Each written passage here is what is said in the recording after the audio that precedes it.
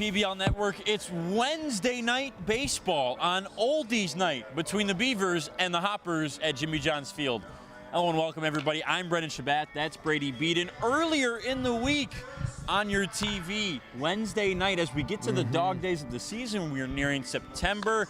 Got to get these games in. We're playing a Wednesday night game between the Hoppers and the Beavers. Pretty unorthodox, but it's nice to be here on a Wednesday midweek game. Well, usually these midweeks are non-publics, and, you know, fans don't get to come see. Now they get to come see, and, well, they're going to see a treat because the Diamond Hoppers are the hottest team in this league. They have been basically since the All-Star break. They've answered a 6-game losing skid with winning 10 out of their last 12. They've just been on fire in basically all facets. 10-2 since the middle of July are these Hoppers. They've had so many of their guys go on crazy hit streaks or put up a bunch of home runs. You talk about Joe Burke. He now leads the league with 8 home runs, 7 of those coming pretty much in the second half of the season. Whit Hughes has had 3 home runs in his last 5 games. He's on a 5-game hit streak. They're getting production from every single part of the lineup and the bullpen. There's really no better time for this to work for the Hoppers. And I think it's not a coincidence that when Noah Marcoux came back is when this team really started to pick up the pace.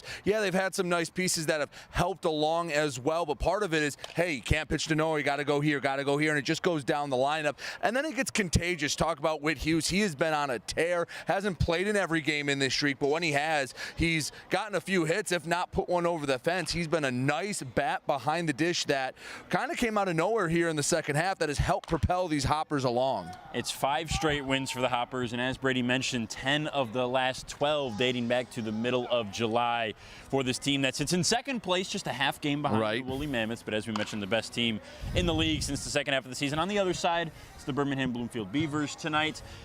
They're just trying to find their way through this end of the season stretch, this last month pretty much, where they're sitting at 16-20 on the year right now. Wins and losses kind of trading places every single game for these Beavers. Where they've really struggled is the offense. It's not the same that it was at the start of the year. Chris Davis still leads them in pretty much every single category, but it's been an inconsistent come and go with the bats this season, especially at the end. Well, Chris Davis has been the most consistent thing at the top of the order. Even though the Beavers have struggled, still a case for maybe MVP of this league. He has been excellent, but you're right, whether it's been pitching, early in the league, the hitting was doing really well. Now it's fallen off or it's been inconsistent, and I think that's the key. You talk to any manager around the USPBL, consistency has been the key, and there have been games where these Beavers look really solid. Heck, there was a time they were pushing second place, trying to maybe flirt with that top of the league, but hasn't been there since. Have to find it, especially on the mound. Let's talk about being on the mound for both of these squads. It's Andrew Verbrugge versus Brett Irwin tonight for the Hoppers. Irwin making just his second start this season. His first start came not too long ago, a week ago, back on August 8th. Just okay, 3 innings, 3 runs in that one. Let's start with Verbrugge, though. On his new team, the Beavers, facing his former team, the Hoppers, for the first time. So these are matchups we have never seen before. Andrew Verbrugge against guys like Joe Burke and Luis Acevedo and Bryant Schellenbarger. You go down the whole list. He hasn't faced any of them yet before. So an opportunity for both of these guys, both of these squads, you know, a new face. Who knows what we might see tonight? Verbrugge has had his struggles, but maybe this lineup matches up better than some of the other ones have. Well, with Andrew Verbrugge, the key is going to be not the first or second inning. Hey, he's been pretty solid the first time through. Can he get that third, fourth inning? Can he stay consistent? And can he throw first pitch strikes? You know these guys are going to be patient. The walk numbers are a little up for Verbrugge, so they're going to be patient, see if he fills up the zone. Now you have to find that balance. You want to attack the zone, but you don't want to put one on a platter right away, especially to a hot-hitting Hopper team. There are plenty of names on this lineup that will gladly accept one on a platter and deposit it over the wall. For Brett Irwin on the other side, just his second start this year, like we mentioned, but his second start in a week. We saw Andrew Huffman of the Unicorns in a similar situation to this last week. He hadn't started since way back in June, and every appearance had been in relief, but he came out and had a really good start. There's a chance for Brett Irwin, who's been a good arm all season long, to do that tonight. Absolutely, and the nice part for him and Ryan Cockey and the Hoppers is the bullpen's been solid. So even if he can just go 4 innings, maybe give up a run, an all-right start by the numbers, you know you're going to hand it off to some dudes on the back end that can keep it going and keep the momentum going for all 9 innings. The bullpen has been solid, and the big thing for the Hoppers is it's healthy as of late. They had the rain-shortened game on Friday. That actually helped the bullpen a lot because they got the starter to go deep. Carolden went about 5 innings. They had to use 2 other relievers in that, but they ended up winning that game on Friday 2-1 over the Unicorns. We've got the starting lineups and the Ascension pitcher comparison on Oldies night after the break here on the US PBL Network.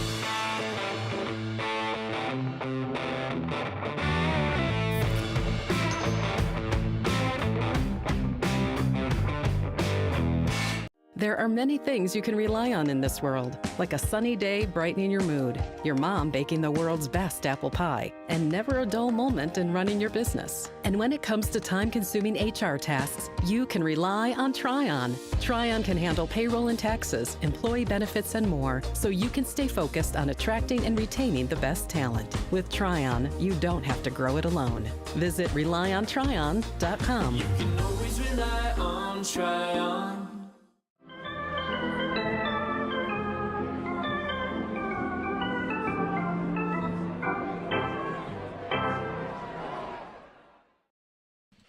Back at the ballpark, a gorgeous midweek night. Hump Day, Wednesday night baseball between the Beavers and the Hoppers here on the US PBL Network as we celebrate Oldies night, playing some classics all night long. Not a cloud in the sky. The sun is gazing down on downtown Utica right now as we get ready for this matchup here on Wednesday night. Let's take a look at the presenting sponsors of tonight's broadcast on the US PBL Network. It's always brought to you by Ascension, Belfour Property Restoration, Budweiser, Dave & Buster's, DTE Energy, Fifth Third Bank, Jarbcom, Jimmy John's, Macomb Community College, McLaren Macomb, McQuaid Heating, Cooling, Plumbing, and Refrigeration, Metro Detroit Chevy Dealers, Pepsi, Scott's, and United Wholesale Mortgage. We thank all our proud sponsors for everything they do for the US PBL and the US PBL Network. The lineups have been exchanged at home. They're being announced on the video board. And with that, let's take a look at the details on the broadcast. We'll start with the visiting Birmingham Bloomfield Beavers coming in third place in the league, 16-20 on the season, and they're led in every single offensive positive category by the center fielder Chris Davis. He'll lead off batting from the left side tonight as always. Christian Ortega, new to the league in the last couple weeks, 3 weeks or so, has been a solid bat in the 2 spot and over on the hot corner defensively. That's where he is again tonight. J.D. Stubbs, the power slugging first baseman, is there again hitting in the 3rd hole tonight. Malik Bolin, the slugging left fielder, will bat 4th. Ray Hilbrick is out in right field on the other corner, and the outfield defensively, he'll bat in the 5 hole. Rudy Ramirez, the designated hitter out of Wayne State University, playing this season under John Dombrowski, a volunteer assistant coach with the Wayne State Warriors as well. Ramirez will bat 6th. Luke Stevenson has the duties behind the dish tonight. There are 2 catchers on this Beavers roster, and getting the break tonight is Alex Crump. He's the only bench player available. Stevenson will bat 7th. And as always, it's the charisma combination up the middle. Marcus Judd and Ben Wilcoxon, the second baseman and the shortstop respectively, and the 8-hole and 9-hole hitters. respectively. Andrew Verbrugge on defense will be on the mound, towing the slab for the Beavers. For the second-place Diamond Hoppers, 20-16 on the year, 5-game win streak and 10-2 in the last 12. Luis Acevedo, who has a 9-game hit streak on the line tonight, will lead off and play second base. Noah Marcoux, the leader in a lot of categories for the Hoppers, despite his injury-shortened season, has played 17 games. He'll be the designated hitter again, still nursing that hamstring, but getting better every single day. He's in the 2-hole. Joe Burke is over at the first base corner defensively, and he will bat third, 8 home runs to lead the league this season. Bryant Schellenbarger is out in right field. He'll be the cleanup hitter for the Eastside Diamond Hoppers. Joey Califoot is on the other corner. He's in left and will bat fifth, followed by the final outfielder, Anthony Flores, who's out in center field batting sixth. Whit Hughes has a hot bat as of late. He's got the duties behind the dish and will bat seventh. And then it's Todd Maddox and Alex Pup, the left side of the infield, third base and shortstop, batting 8 and 9. Brett Irwin making his second start in the league this season. We'll step aside for the national anthem. And when we come back, it'll be first pitch here on the U.S. PBL Network.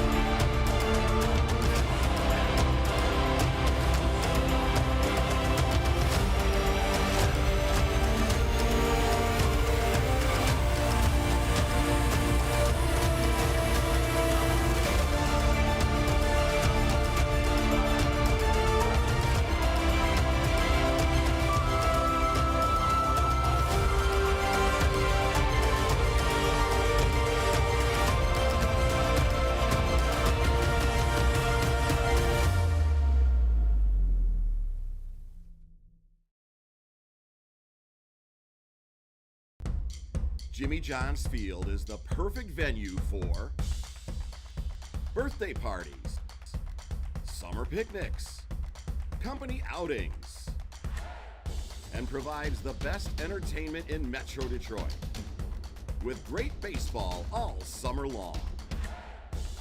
Spend your summer nights under the lights at Jimmy John's Field in historic downtown Utica.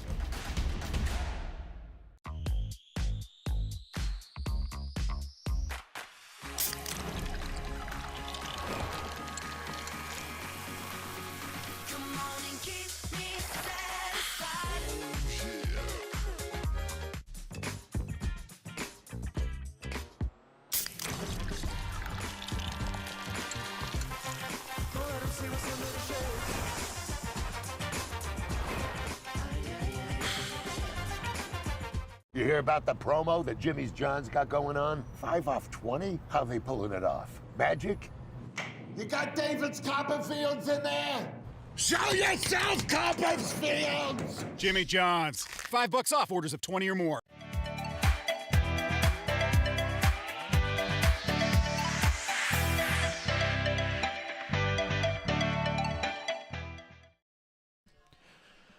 Hoppers and Beavers just about ready to get started here from downtown Utica, Jimmy John's Field. So glad you could join us on a sunny Wednesday night from wherever you're watching. We really appreciate it.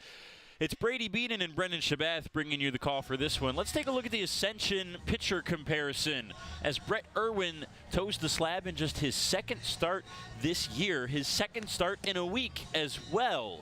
There's the defense behind Irwin tonight. It'll be Califoot in left, Flores in center, Schellenbarger in right, Maddox and Burke are on the corners, and then it's Pup and Acevedo up the middle with Whit Hughes rounding out the battery.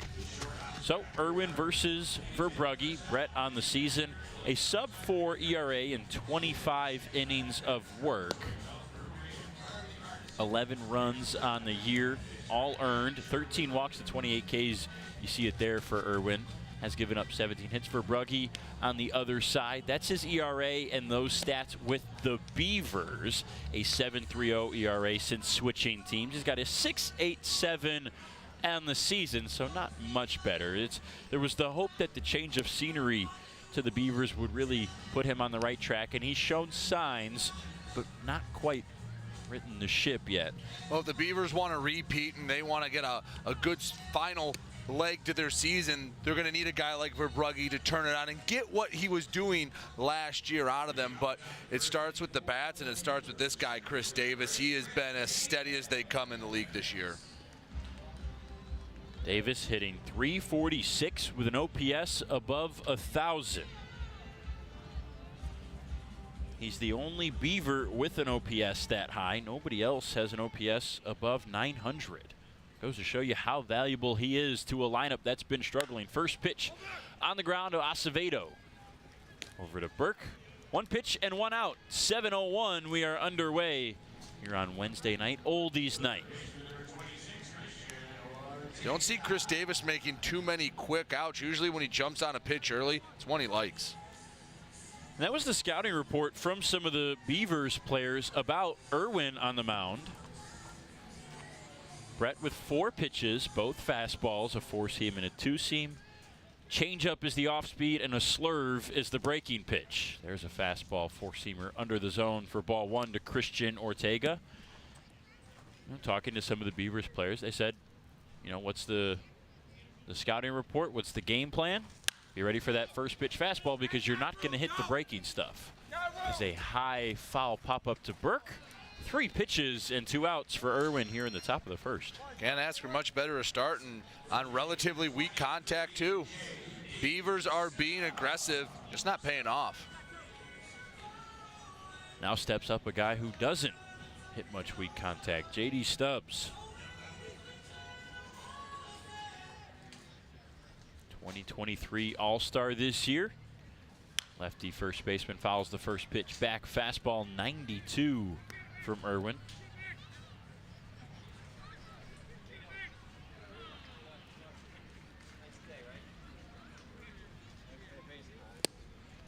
There's the changeup. Pulled the string on him big time. Saw Stubbs sitting fastball, started to commit, tried to keep the hands back, but Irwin had him fooled. Come with just about anything here on 0-2. About a 10-mile-an-hour difference between those 2 pitches, and you saw the late, sharp dying action that the changeup has. Now goes back, speeds him up with the fastball at 94, and Stubbs catches a piece.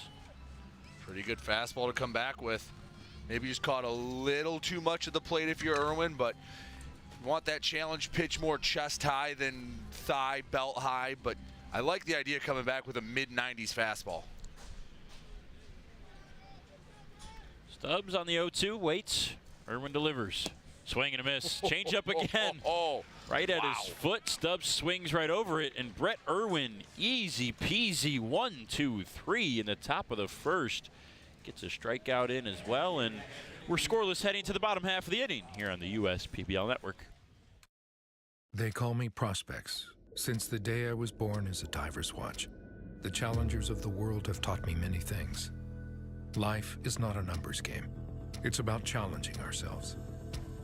No matter what happens, just follow your heart. These pioneers drive our generation forward.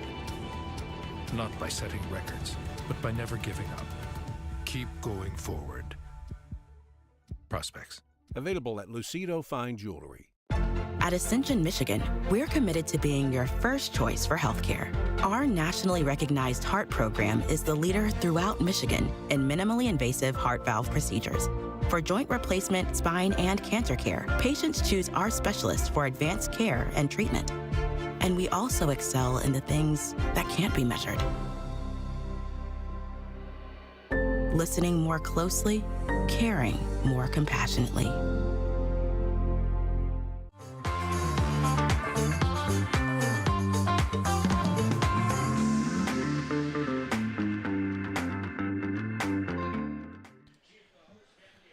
The Grand Rapids, Michigan native, Andrew Verbrugge, making his 6th appearance, 5th start in a new blue and red uniform for the Birmingham Bloomfield Beavers, going against his former team for the first time. Let's take a look at the defense behind Verbrugge with his new team tonight. Brought to you, as always, by Three Dimensional Services Group here on the USPBL Network. Bolin in left, Hilbrick on the other corner and right. That's Davis manning the outfield up the middle. Ortega and Stubbs on the corners. Wilcoxon and Judd up the middle. And Luke Stevenson rounds out the battery. Other than Luke Stevenson and Alex Crump being interchangeable, that's pretty much the defensive lineup you're going to see the rest of the year for these Beavers, maybe with the occasional appearance of Rudy Ramirez, who's the designated hitter out there defensively. Well, you hope with that consistency that you're not having guys looking over their shoulder, that they're going to play with confidence and play with a little bit of a little more relaxed than maybe if there's 4 or 5 guys on the bench and you're looking over your shoulder wondering, all right, if I make a mistake, or am I going to be out for the next weekend?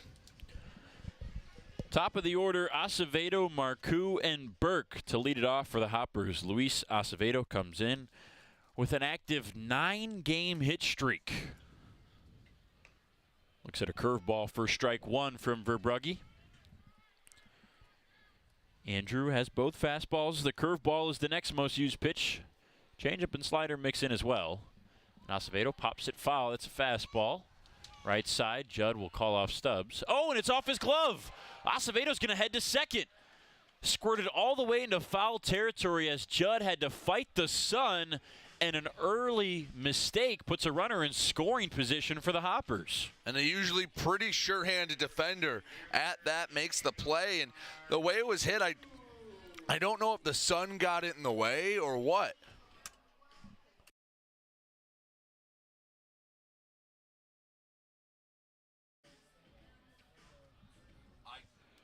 So now Marcoux steps up in an RBI situation. Wind favoring Marcoux going out to right field. He swings and hits it that way. That's deep. Going back is Hilbrick. He's looking up, and he's going to watch it sail. It takes 2 pitches, and the Hoppers are on top 2-0.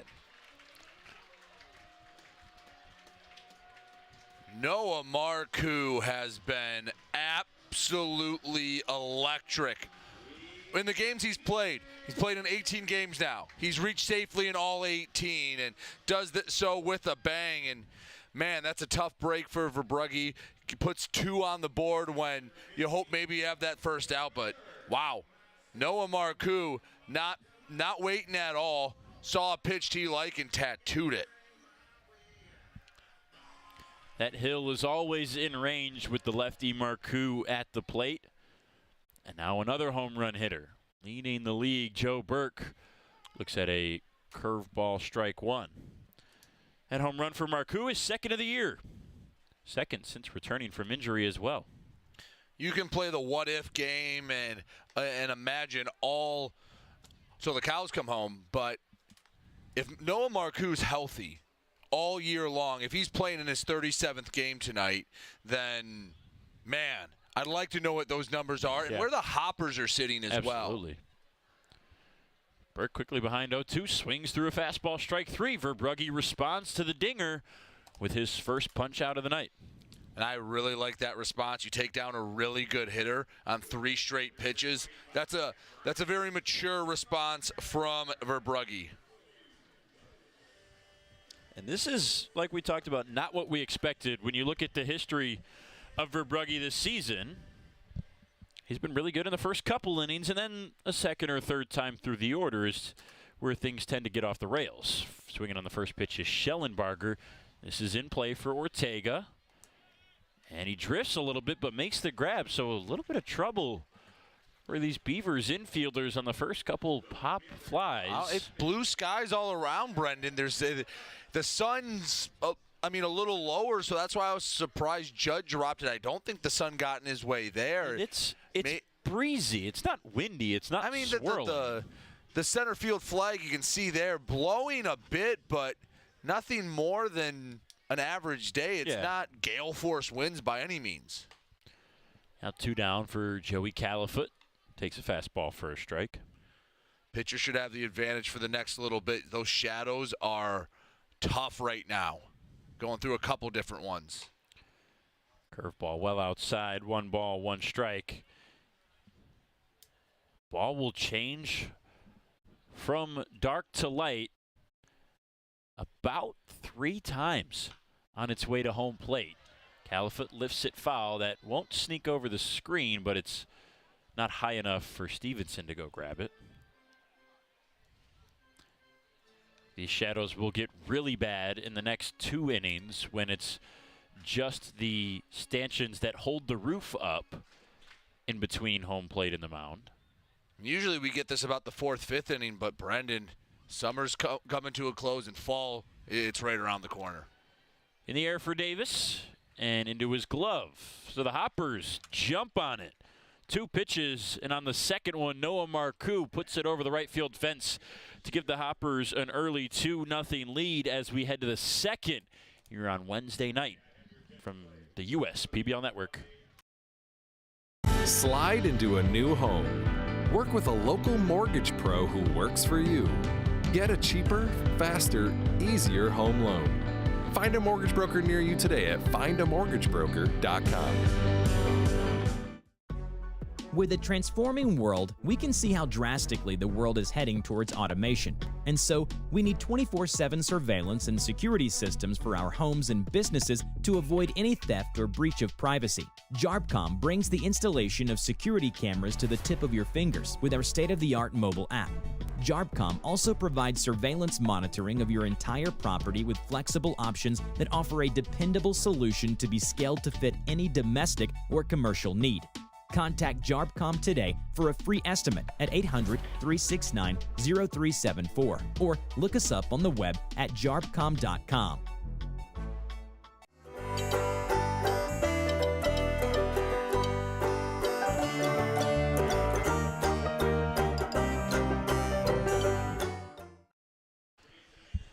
Brett Irwin.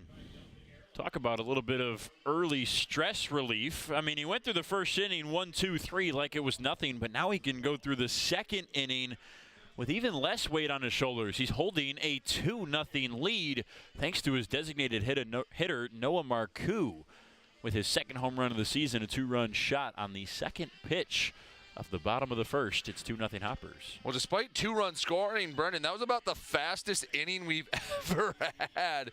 I mean, it was probably less than 10 minutes, and we got through the whole first inning. Yeah, that's to the start of the second. Yeah. But it started with Irwin on the mound, a very quick first, and then, hey, he got rewarded, and his offense picked him up. Now get to pitch with a little bit of a lead, maybe can pitch a little more relaxed. Irwin threw just 7 pitches in that first inning. A little delay for some fans making a visit out in left field. So he'll face Bolin, Hilbrick, and Ramirez, the 4, 5, and 6 hitters in the second.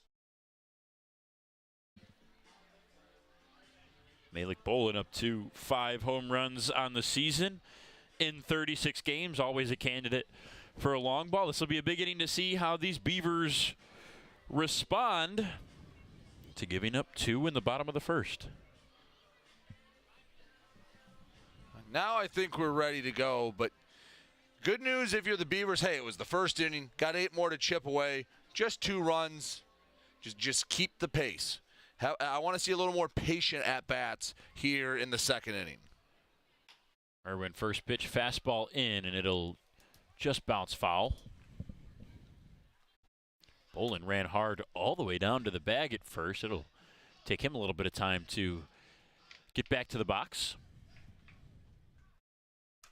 Malik, not known for his speed, but can turn it on when need be. Does have a single stolen base this year. Well, with such limited at-bats in the shortened USPBL season, you leg out 2-3 infield hits throughout the course of a season, your batting average and some of those numbers look a lot better than if you don't.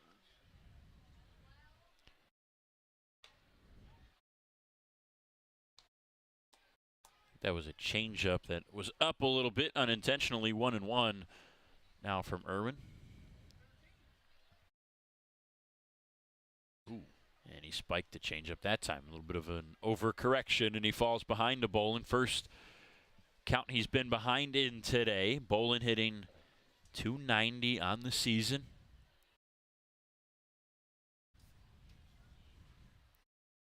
And there's a fastball low. A more patient approach from Malik, especially after swinging at that first pitch. Now, granted, a couple of those pitches weren't exactly easy or exactly tough pitches to lay off, but making Irwin work a little more. First pitch, hard hit out into center field. Flores going back. He's going to watch that one go. Off the top of the batter's eye, Malik Bolin works a good count and blasts his 6th of the year.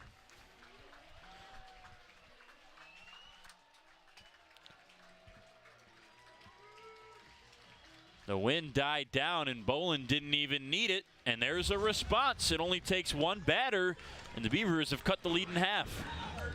Just under 390 projected distance up here in the booth, and he got every stitch of that one.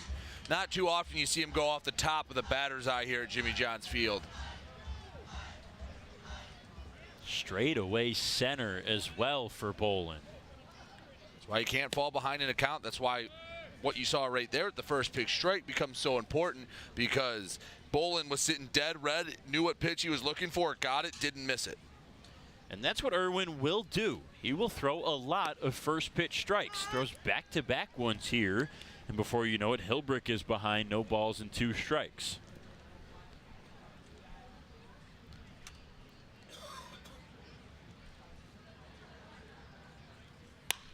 Hilbrick skies this one to right, but under it too much. Schellenbarger's available. Not an easy play. I mean, that sun is right in Schellenbarger's eyes right now. Guy who has been in right field ever since he got to the league last year after the college showcase. He's used to seeing that sun a lot. Plays a solid right field, a smart right field out there. Likes to show off the arm when he can. Rudy Ramirez takes a fastball in the corner for a strike. Seems like after the one bad at bat and the home run given up, Irwin has maybe settled in a little bit more in this second inning. Spotting the ball better. There's a fastball, hard hit into left. Rudy Ramirez with a 1-out single. Long turnaround first. He'll go back to the bag. And the Beavers, you talked about a good response here in this second inning. That's got to feel good for Rudy Ramirez. An even hundo off the bat. Yeah, that just, you don't even feel that when it makes contact with the barrel. I like this response, picking up their pitcher Verbrugge and showing them, hey, we'll get you some offense. Just steady the waters a little bit. We'll be fine. First pitch to Stevenson, 2-seam low. Now here's a guy that when he hits it hard. It's all or nothing with Luke Stevenson. That was an all swing, and he swung through it 1-1. Stevenson, the catcher, 151 average on the season, but a 360 slug. Of the 8 hits, 7 have gone for extra bases. Swings through curveball, 1-2. Talked about ISO power, slugging percentage with average subtracted from it. I'll give you a good indication of the best power hitters. 210, that's a very good power hitter. Just raw power, that is. Which is what Stevenson has. He's raw, young guy. Yes. 23 years old, Michigan guy. I think he can be a good player in this league. Waits on a 2-2, swings and fights off a fastball foul. Caught Hughes. Call him top of the face mask, looked like.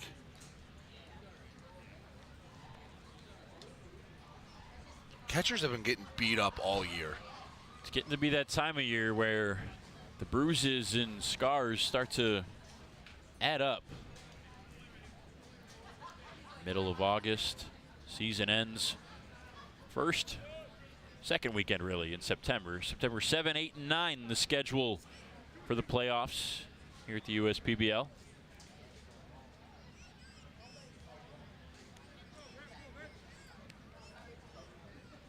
Two again, swing and a miss, out in front of a changeup. Stevenson fought off a couple fastballs in that bat, and Irwin pulled the string for his second strikeout. Really like that pitch from Irwin. Just fouled off a fastball. He was on it, went with the off speed, and well, Stevenson was still sitting heater. Second baseman Marcus Judd batting for the first time tonight. It's Ramirez over at first, already a home run in the inning. 2 down, though. Judd up the middle. Pup fields it off his shoelace. Flips to Acevedo at second. 2 home runs already tonight. Marcoux with 1. That was back in the first. Bolin gets a run back in the second. As we go to the bottom half of the inning, 2-1. Hoppers still lead it.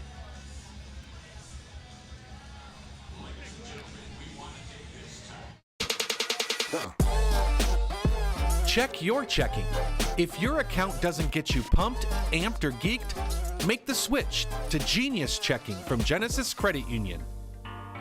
It's just genius.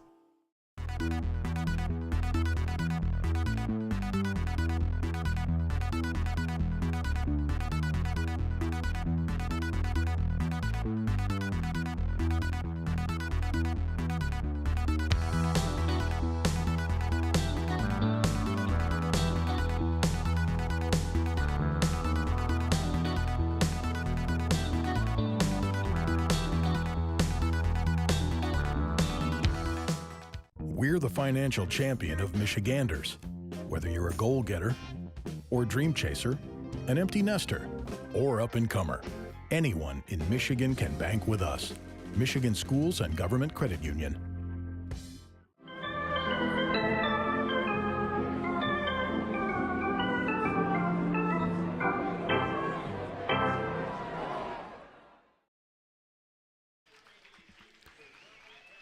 Two to one, Hoppers lead the Beavers, bottom of the second. Batting for the Hoppers, Anthony Flores, Whit Hughes, and Todd Maddox, as we honor a hometown hero, a veteran local to the U.S. PBL. In between innings,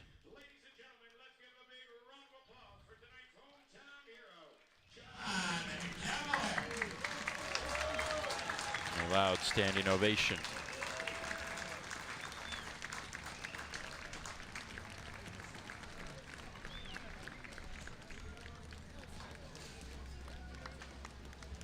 Brugge takes the mound, second inning, and going to look to steady himself after the home run. And when you look at Brugge's first inning, it was one bad pitch. It was the first pitch to Marcoux, and it should have been a solo shot, but the error from Marcus Judd on what would have been a Luis Acevedo pop-out was the second big run. Bolin got one of those runs back. Make it 2-1 where we are now. See if that run put up by Bolin and the Beavers helps settle Brugge down a little bit, knowing that, hey, my offense is going to claw at least one more run across. Really, outside of that one pitch, had a pretty nice first inning. It's just the one pitch. He paid the ultimate price for it, getting put over the right field fence. I mean, an error that amplifies it. A strikeout on a nice sequence to Joe Burke, and then a pop out and a routine fly out. Through a pretty nice inning if you're Andrew Verbrugge. The only problem is you make that one mistake, and that mistake cost you. Verbrugge combined between his couple games with the Hoppers and now 6 appearances when you include tonight with the Beavers. 6.87 ERA, we mentioned that earlier. It's about a walk per inning, and the strikeouts are close, but still less. The total's 38 walks to 35 strikeouts. He does have 1 K tonight and no free passes.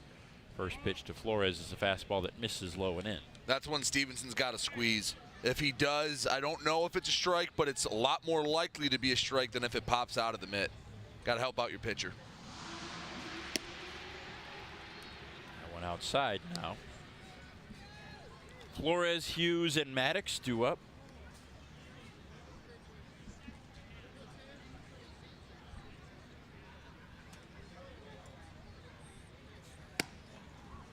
Flores gets out of the way just barely. And the fastball running in. I think you'd be hard-pressed to see Flores take the bat off the shoulder on this pitch.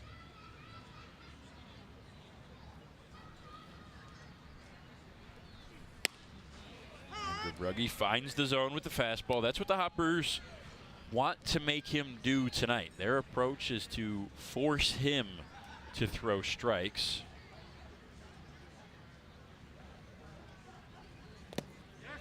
Check swing, and Home plate umpire says he went around, so Verbrugge gets back in it on the curveball.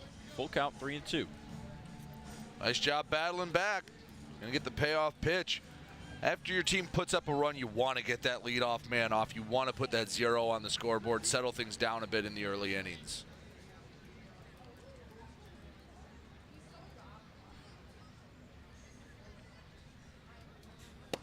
Inside, he walked him. So there is the first walk for Verbrugge. And talking about the walks and strikeouts, you look at the big difference from last year to this year. He doubled his strikeouts compared to his walks a season ago. And obviously it's more walks than strikeouts this year. But that's not new for Verbrugge. He had more walks than strikeouts in his first pro season with the Hoppers back in 2021. Flores faked like he was going to go on the pitch. It's a curveball low and away from Whit Hughes for ball 1. Interesting first pitch. Maybe thinking Hughes is assuming a fastball is coming after the walk. Try to get the first pitch over, see if you can swing through a slider. Swings through a curveball there, 1-1. And Whit Hughes of old probably would have swung at that first pitch, but he has found something at the dish in this last month, to the tune of a 5-game hit streak and a .388 average in said streak. Check swing on another curveball, and he's out in front of it, 1-2. You could see it on his face. He knew he needed to hold up. It was that same pitch that led off the at-bat. He knew better as soon as he started putting that momentum forward.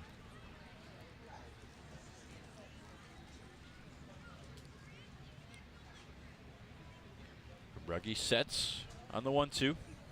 Fastball up, and Hughes just stays alive. Like the attack from Verbrugge here against his former catcher. These two, this is a fun cat and mouse game. Hughes caught Verbrugge all of last season. These two know each other very well. Showed him the fastball. Nothing but junk from here on out if I'm Verbrugge. Flores going on the pitch. Hughes skies it to the right side. Anthony's going to have to get back. Hilbrick is over there, makes the catch, throws to first, but not in time. Flores, good communication from his dugout to get back on the flyout. It's a lot of running for Flores on that play.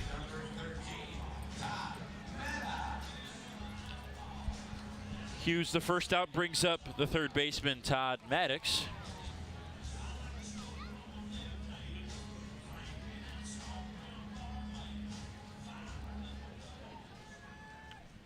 Maddox, not an everyday starter in this Hoppers lineup.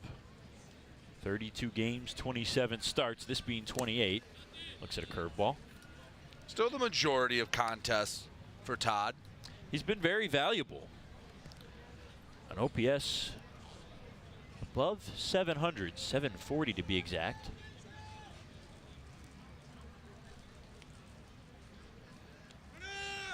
Flores goes on the 1-0 curveball in, and a good pitch to go on, but he did not get there. What a throw from Luke Stevenson. Gunned it from behind home plate, and now the bases are empty. I thought Flores might have got that right foot in there. It was a bang-bang play. I thought he picked the right pitch to go on, but wow. That's a heck of a tag by Marcus Judd, too. Let the ball travel all the way to the bag, caught it, dropped the glove right on Flores's left foot, and Maddox puts this one the other way. That's going to drop for a base hit and extra bases all the way to the corner at the 320 sign. Hilbrick picks it up. Maddox cruises into second base with now a 2-out double, and that goes back to how big that throw was from Stevenson. With the speed that Flores has, this should be a 3-1 game. And looking back at it, they did get Flores. So that's a heck of a throw by Stevenson, heck of a tag by Judd.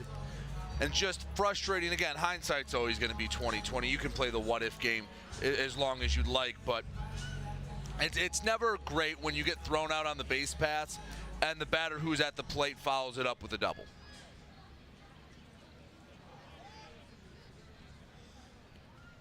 Sharp double to the right field line brings up the 9-hole hitter, Alex Pup.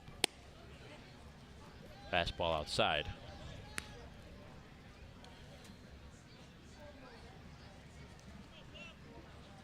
Have not seen Pup in the 9-hole hardly ever in 2 years. Curveball on the ground. That is a fair ball to the third base bag. Ortega long throw, and he made it. Nice play from Christian Ortega to stay calm. Pup's got good speed, but Ortega beats him with the arm. A couple defensive plays. Save a few runs. It's still 2-1. Beavers try to get back in it in the third when we come back. We're for people, the pioneers, the underdogs, the players, and the slow and steadies. We're for people, for who they are and who they could become. Yes, we're a bank, and some say our business is all about money, but that's an old idea. Because look past the money, and you'll see real human lives. We see it, because we're for people. Huntington, welcome.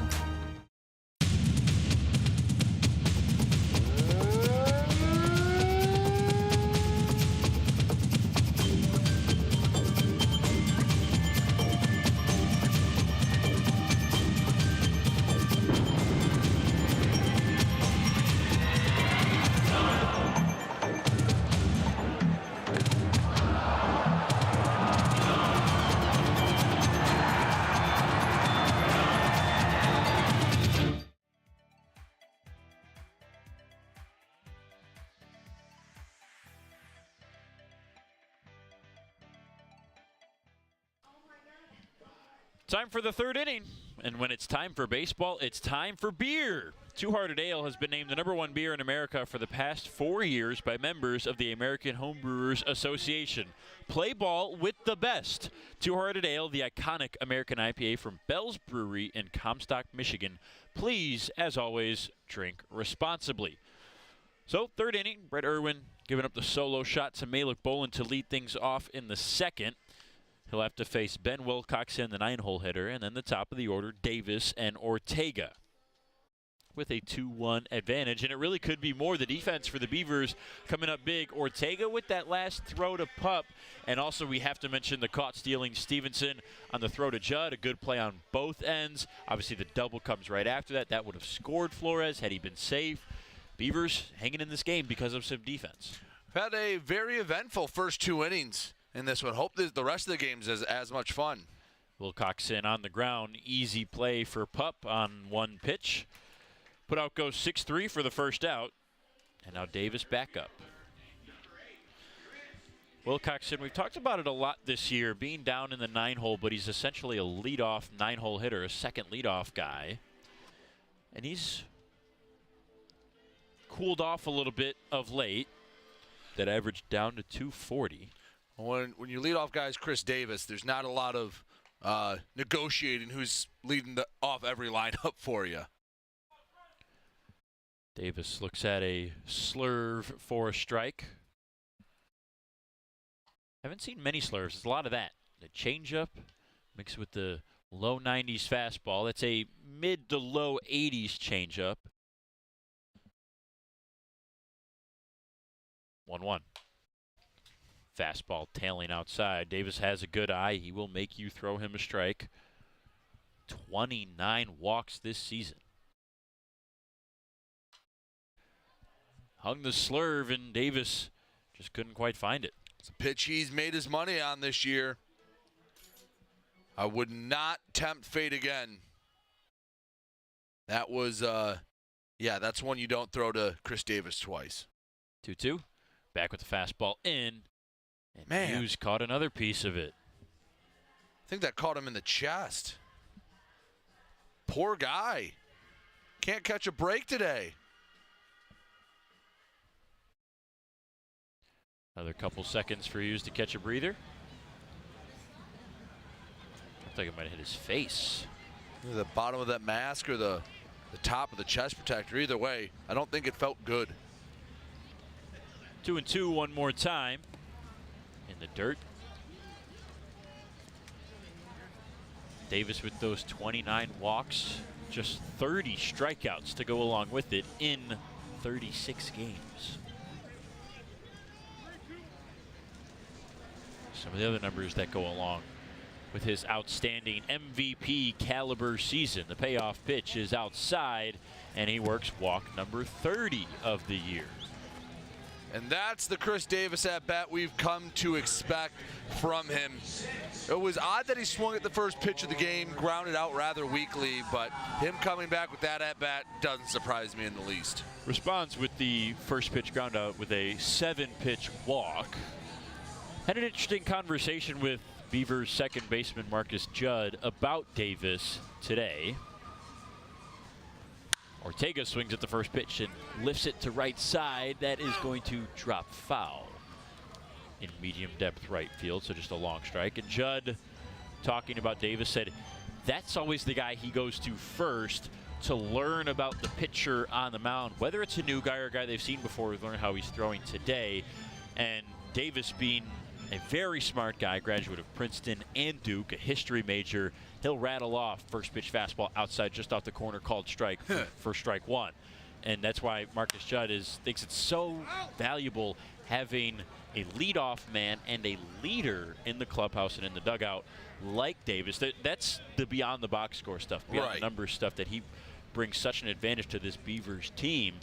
He sees so many pitches. He sees more than one type of pitch. He can help those guys at the bottom of the order and in other spots like Judd to get his scouting report before they step up to the plate. Ortega swings through a high fastball, strike 3. Third K, all swinging tonight for Irwin, and the first out here in the third. Second out, excuse me. Now J.D. Stubbs with 1 on and 2 out. Last time up, this was a non-competitive at-bat. Irwin had him in knots. Need a better approach from Stubbs here in the third with the runner on. Slurve backdoor finds the edge for a called strike 1. Stubbs struck out on 4 pitches, and the extra pitch was a foul ball in that last at-bat against Irwin. Check swing. Did he go? The appeal, they say no. Still shows that Stubbs not sure what's coming out of the hand of Irwin. Just can't quite get the beat on the righty. Burke holding Davis on at first. 1-1. Fouled back. Chris Davis leading the Beavers in steals. 8 for 11 this season. Why not go here? 2 away, trying to get someone, trying to get in scoring position for the middle of the order. And if you get thrown out, you have 3, 4, 5 coming up next inning. Off speed count as well. Irwin ahead, 1 and 2. Go with the fastball up high. With the fastball low for a called strike 3.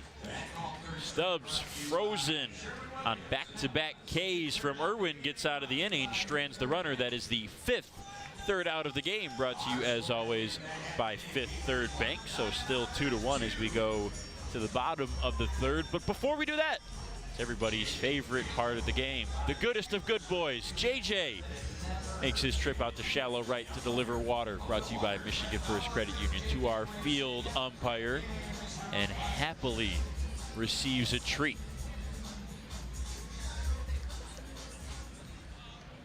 As JJ gobbles up his treat, we'll step aside here in the USPBL Network. Bottom of the third coming up with the Hoppers batting after this.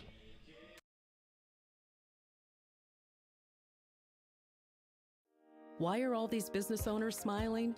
Because they rely on Tryon to handle difficult and time-consuming HR tasks like payroll, benefits administration, and more. Working with one of the nation's top professional employer organizations provides access to top-tier healthcare and employee benefit plans and Tryon's team of attorneys and HR experts. With Tryon, you don't have to grow it alone. Visit RelyOnTryon.com. You can always rely on Tryon.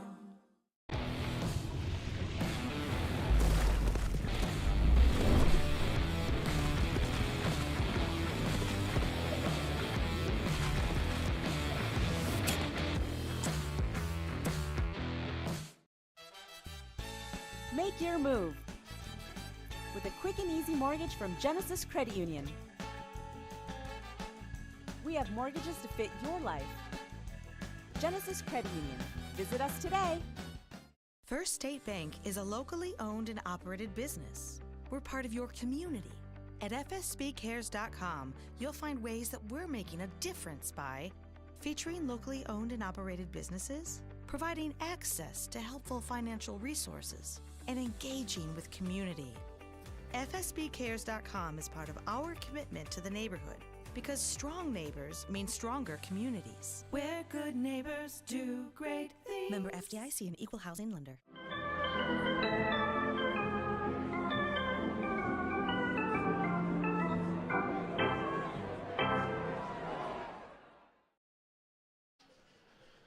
Luis Acevedo is the difference in this game. He was the unearned run scored by the Hoppers after reaching on the pop-out error to lead things off in the bottom of the first, and now he leads things off in the bottom of the third.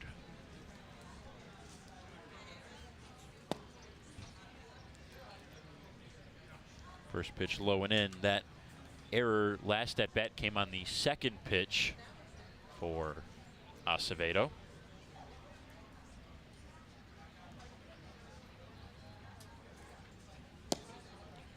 Curveball, and he hangs off of it.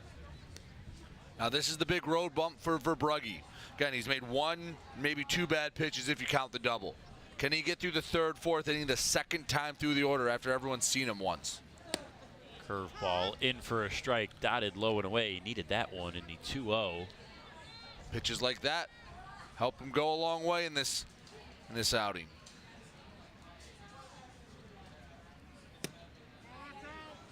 Oof. Same spot, doesn't get the call. 3 balls and a strike. And this is where I think Verbrugge succeeded so much of last season. Inside as he walks Acevedo on 5 pitches. Second free pass Verbrugge has conceded tonight. But last year, felt like Andrew was really creative a second and third time through the order. You can see it. The fastball has some life. I think if he had a little bit more confidence, which is understandable with the struggles he's had, the fastball might even have more velocity. Right. But it's got life. It's got some natural movement. The curveball spins like crazy off the table. And when you throw in the changeup and slider, it can keep hitters off balance. He was really creative last year in mixing his pitches and using different pitches to get guys out once they've seen him a second or third time. And that's what we've talked about this season has been the struggle, is time number 2 through the order. When guys have already seen him once, he's going back to the same pitches, has to get away from what he's used to. And this is where he's going to get himself in trouble, falling behind in count. If he tries to get a get-me-over pitch, Marcoux going to have a second of the night. That's a nice 2-0 pitch. Beautiful backdoor curveball for a strike. See Marcoux licking his chops as that pitch came in, and it was a perfect pitch that he couldn't do anything with. 1 on and nobody out, the 2-1. Tried to chase the inside fastball, and Verbrugge beat him to the spot. Wasn't an overpowering fastball. It looked more than 85, though. It did. Is what it said on the gun. That's one Marcoux probably wishes he had back. 2-2. Acevedo goes on the pitch outside for strike 3. Stevenson, did he do it again? Ooh. You bet! Don't try to run on the cannon behind home plate. Luke Stevenson cuts down his second runner of the night. Could have put a solo cup out there at second base. Still would have been out. That was absolutely a perfect throw. Now Marcoux with a bases empty, 3-2. Strike 3 called. What a change of fortune in this inning. That's just about to say it, how quickly the tables turn. You go from runner on first, nobody out, 2-0 count to maybe the best hitter in the league at the moment, Marcoux. 2 pitches later, or a few pitches later, nobody on, 2 away. That's the situation for Joe Burke. Oh, Marcoux, I think, accepting the gamesmanship and a good pitch from Verbrugge. That fastball at the bottom rail. As Burke fouls the first one back.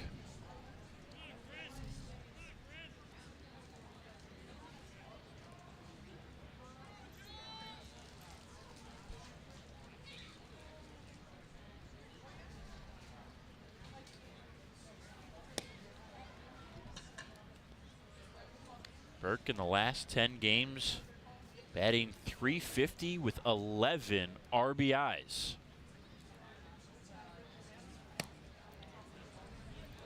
And these are not weightless numbers for a lot of these guys, but for Burke in particular. In that stretch, the Hoppers, those last 10 games, 8-2.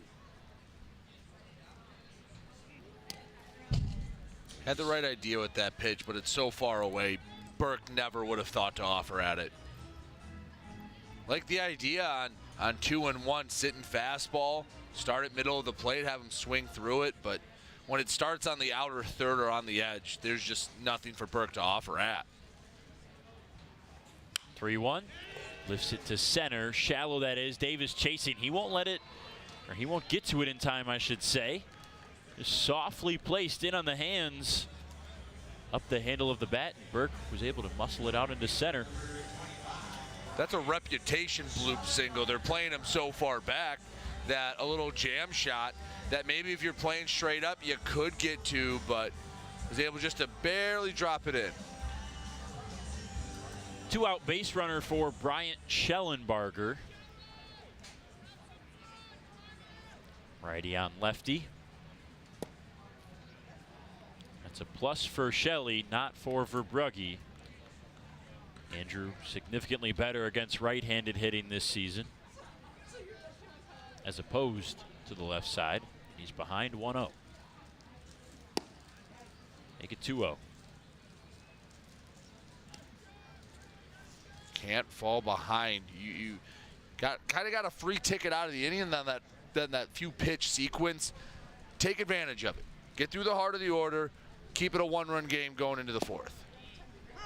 Backdoor curveball again. He's used that a couple times to get back in these counts.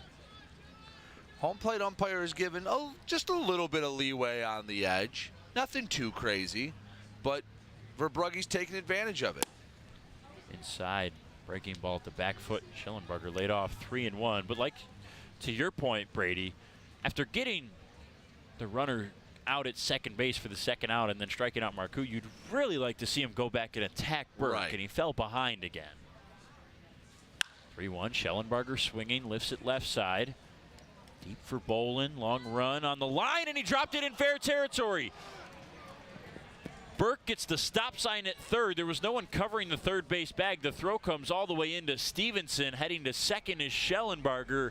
And for the second time tonight, a high fly ball bounces off a Beavers glove. And everyone is safe for the Hoppers. This inning is not over yet. The wind had to have pushed that back. Off the bat, Brendan, I thought, why are you going after it? It's going to be in the bullpen. And then it just, the spin or the wind, whatever it was, pushed it, not just in play, but fair. And, man, that's a tough one. Verbrugge, I mean, he made a nice pitch to Burke, made a nice pitch to Schellenbarger, and yet they're both in scoring position.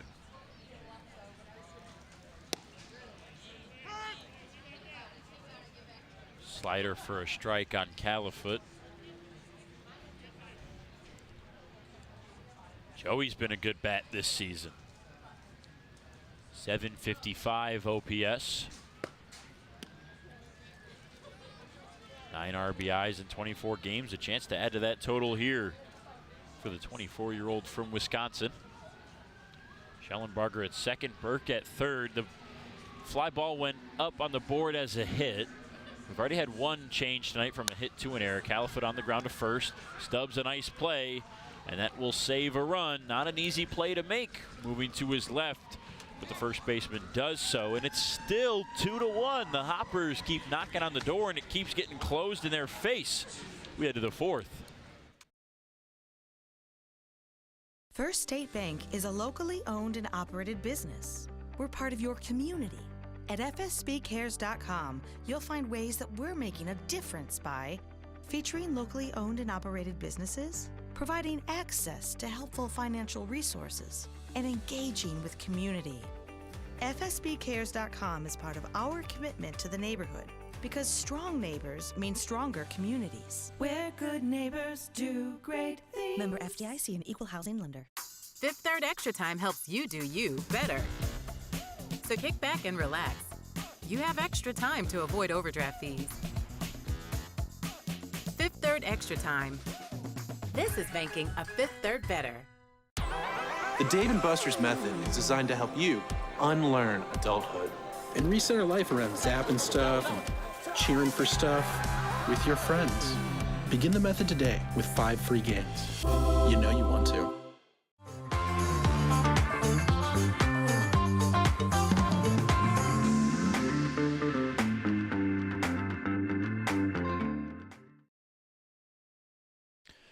Some youngsters getting their chance to step on a professional field here in downtown Utica.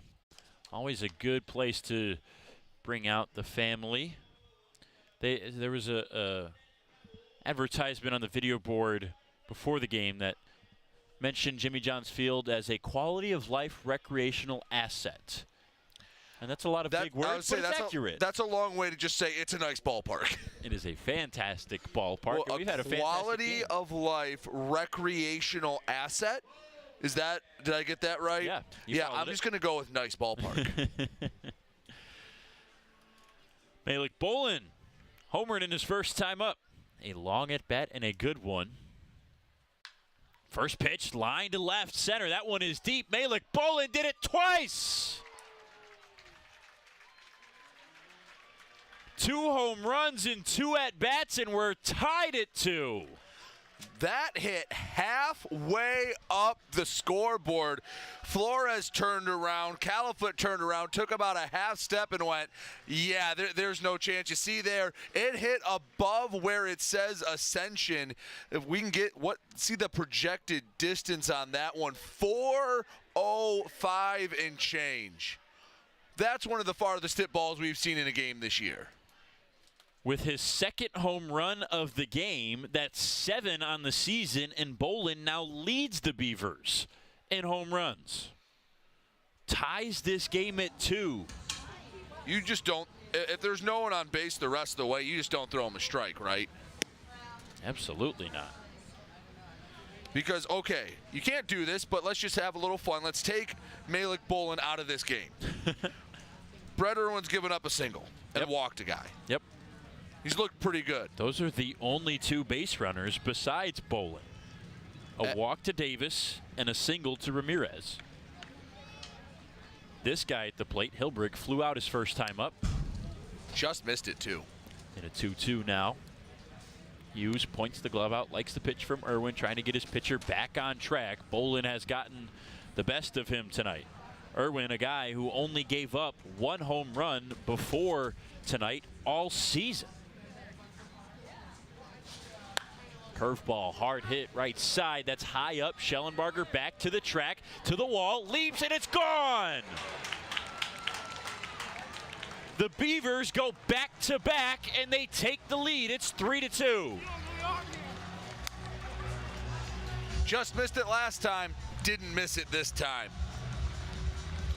Able to get just enough of it.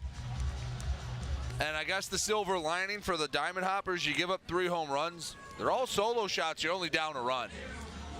Ray Hilbrick with his first of the year, and now they have a 1-run lead. Thought Schellenbarger might have a chance, but all smiles in that Beaver dugout. And I mean, how can't you be smiling? Hitting the ball well.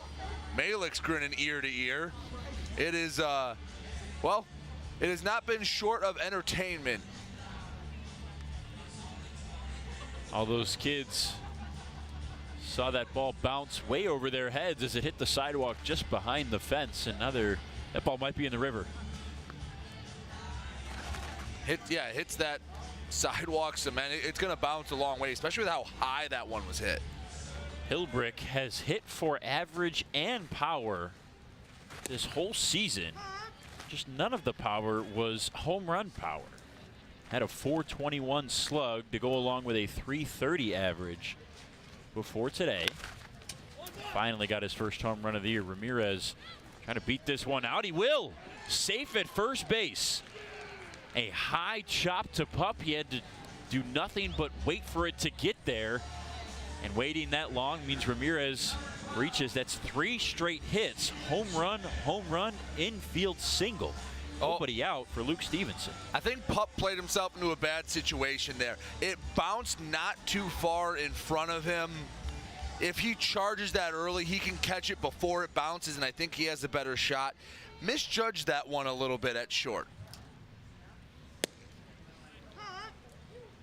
Irwin delivers a strike to Stevenson. And looks like that youngster got the ball, right? That's it.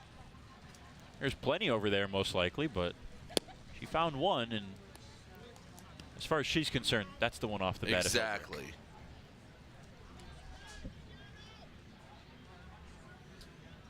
Do not throw a fastball here to Stevenson. That last breaking ball was very solid. This pitch should not be anywhere near the zone. 0-2, and it was a fastball low and away, trying to get Stevenson to chase. He doesn't bite. Not a bad pitch. But that's one, if you miss, they've been hit hard this inning. And this is a guy who hits balls hard. Ramirez going on the pitch, and Stevenson fouls it back. Ramirez got a pretty good jump, too. Maybe one that Stevenson wants back in 2 strikes. Hard to tell yourself to lay off once you see your runner going.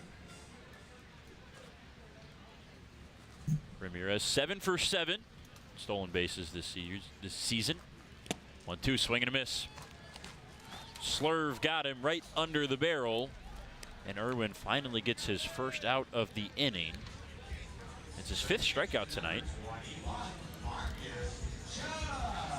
Now Marcus Judd will step up for the 2nd time. Grounded out on 1 pitch to end the 2nd inning, his last time up.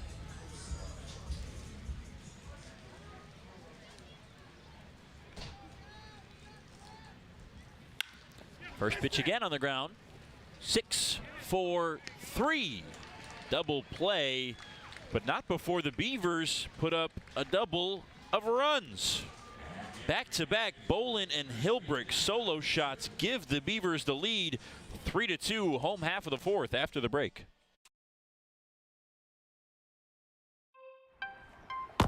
Hello everyone, I hope you're having a great time at Jimmy John's Field experiencing another exciting baseball game. This ballpark is one of many quality of life recreational assets Macomb County has to offer. And as you leave here today, let me invite you to explore Macomb County's diverse range of outdoor assets by visiting MakeMacomb.com. You'll find the Macomb County's trails are open year-long and available for walking, running, biking, as well as paddling along the Clinton River. In Macomb County, there is something for everyone. Find out more about Macomb County's 4 seasons of fun by visiting MakeMacomByourHome.com. Now let's play ball.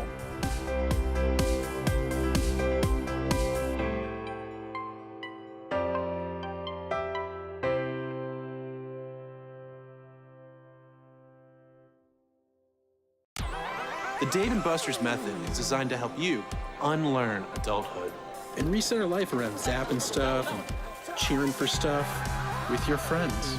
Begin the method today with 5 free games. You know you want to.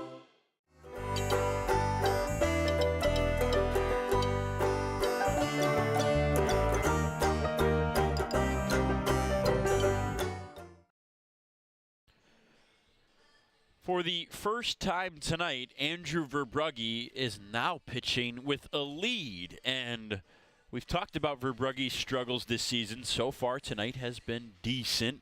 The 2 runs given up really should have been a solo shot to Marcoux back in the first. Since then, he's steadied a little bit with just 2 hits, 2 walks, and 2 strikeouts.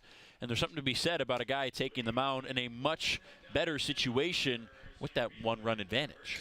Here's what I want to see. I want to see him get the first guy out through the first 3 innings. First guy reached on an error. All right, not his fault, but then walk the last 2 innings. Put yourself in a position to succeed, not where you have to sweat it out. Attack Flores and keep them off the base paths. Keep yourself in the windup. First pitch under the zone, ball 1. Flores was that leadoff runner in the second via a walk.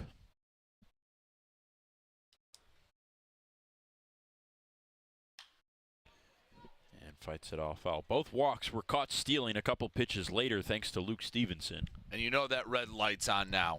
They're saying, hey, Luke's dialed in. you're not going. Unless you get a pitcher that you can get a massive jump on, you're staying at your base. Curveball with late break just in front of the face of Flores. Ducks out of the way. 2-1. Goes right back to it and gets a big swing and miss. Much more spin on that breaking ball. All right, finish the at-bat. You've done a nice job. You've evened up the count. That was a really nice bender. Get the out here. Maybe bust him high and in with a fastball. 2-2, curveball fouled. It's what, 3 straight off-speed now from Verbrugge? Do you go back to the well a 4th time? I don't know. You gotta imagine Flores thinking the similar thing to you at least. Where's the fastball? Staying ready for it. See where they go on the 2-2 a second time. Curveball again. Fouled again.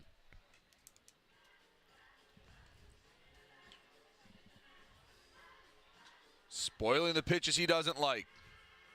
Waiting for that mistake.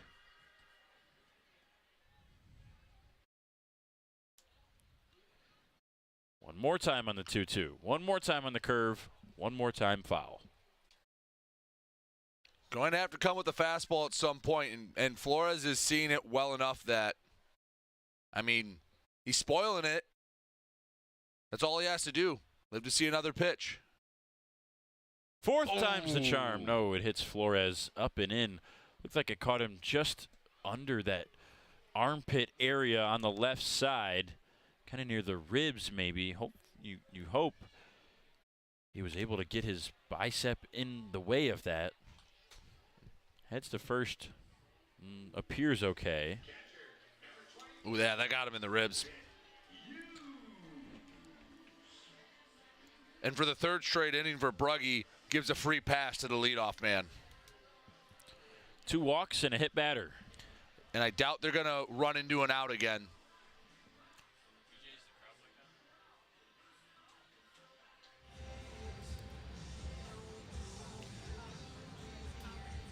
Now Hughes, who flew out the first time.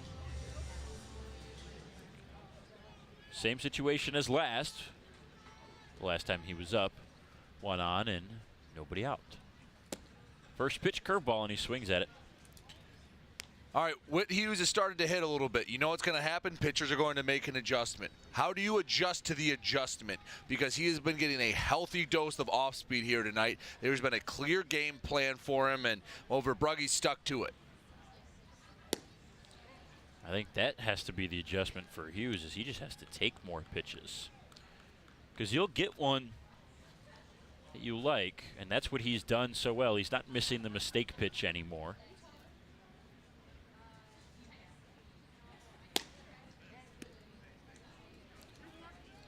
After swinging through the first curveball, takes the next 2 and puts himself back in a hitter's count, 2-1. Whit's a smart baseball player. He understands the situation. Leadoff man on. He's in a double play spot right now. They're going to try to get him to pound something into the dirt. Flores going. Stevenson throws down. That one is well to the left of second base. He came off. Judd applied the tag. Flores slid right over it, and the 3rd runner caught stealing tonight. I know he got there in time, but man, why are you tempting fate? You had a good jump. You picked a good pitch to run on, and then you overslide the bag. And he did. He popped off. Yep, absolutely. That's a good call. And a good awareness by Judd to apply the tag right as Flores bounced off of it. Now the 3-1 is well outside, and Hughes will take first. Bailing out Verbrugge a little bit. If you're in the 4th and he's given up 4 free passes, has given up 4 hits, should have more than just 2 runs right now. But you're running into outs on the base paths. I'm sure Ryan Cocky's going in that dugout saying, no one's running. I don't care. You're staying put. Unless Stevenson comes out of the game, you're staying put. Because they are taking opportunities away from themselves. Todd Maddox doubled his first time up. Looks at a fastball strike. That's what we have not seen Hughes do a lot of. Stay disciplined and reach by the walk. On the ground is short. Wilcoxon backhanded stop, slides, throw to first, double play. Heck of a pick by Stubbs. 6-4-3, good on all parts. A good grab by Wilcoxon, a good turn by Judd, and a good pick by Stubbs. And the Beavers again, defense winning them this game. They hold a 3-2 lead as we move on to the 5th. We build roads, bridges, wind farms, and pipelines, schools to skyscrapers. Our members create monuments. We operate. We're the operators and mechanics behind the advanced heavy machines that move Michigan forward. We maintain boilers and HVAC. Our members run the complex heating and cooling systems that we all depend on. Our training is second to none, and safety is our priority. We are Operating Engineers 324, and we keep Michigan running. What are the odds that we're neighbors, we've known each other our whole lives, and both tear the exact same things in this exact same knee? So an ACL tear is an injury to the main stabilizing structure of the knee. You want a good team around you, because then you know that what you're doing is going to help you in the long run. My message to everyone who's helped me, thank you so much, because you guys helped me progress so much. Also hearing it from a friend that's went through the exact same thing, I think sort of helps that know that there's a bright side at the end. Fifth Third Extra Time helps you do you better. So kick back and relax. You have extra time to avoid overdraft fees. Fifth Third Extra Time. This is banking a Fifth Third better.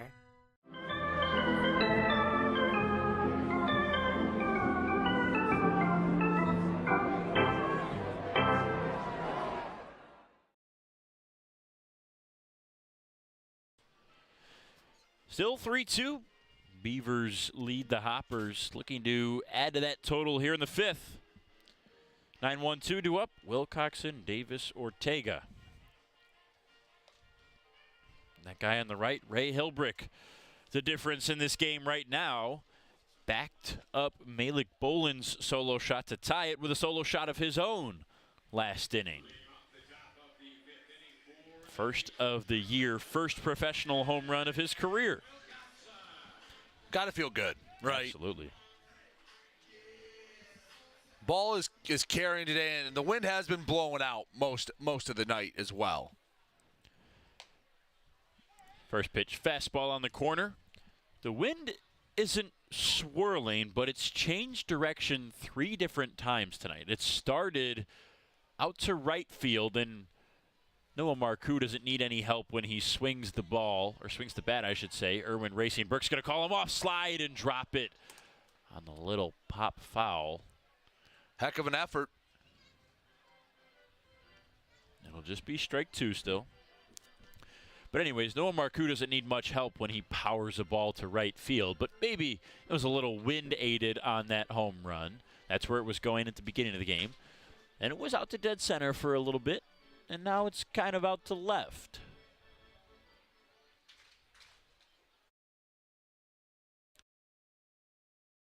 The 0-2 to Wilcoxon.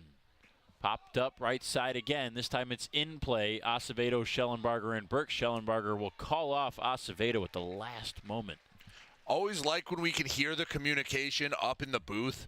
It means it's loud, it's clear, it's concise. You can hear Bryant Schellenbarger calling off Judd the whole way, calling off Stubbs, and, well, made a clean play because of it. It's interesting to hear about the hierarchy of fielding fly balls within both the outfield and the infield. In the outfield, obviously the center fielder is the top of the He's totem the trump pole. card. If you hear him call you off, you get off the ball. Davis quickly behind 0-2. And then the corner outfielders and the center fielder have seniority over the infielders. So if you're an infielder, you go back until you hear your outfielder call you off. But I heard from a conversation with Andy Dirks, former Tigers left fielder, about how it goes within the infield, which is interesting. The middle infielders have seniority over the corner guys. Right. Davis swings and misses. 6th strikeout for Brett Irwin. And Davis doesn't like the first 2 pitches called in that at bat. You could hear him. second out here in the 5th. So the middle guys have seniority over the corners. The corners have seniority over the catcher. And everybody has seniority over the pitcher. You will hardly ever see a pitcher field a pop fly these days in baseball. Well, and a lot of it has to do with the sight lines and the way to travel. And you see in foul territory, a lot of times that shortstop will go into foul ground where you think, oh, the third baseman's there. But if it's down the line, it's actually about just as far and a better angle where the third baseman's going over the shoulder, trying to reach back. The shortstop's going more on a horizontal plane, and the same on the other second base down the right field line to make that play. So it's all about sight lines and angles.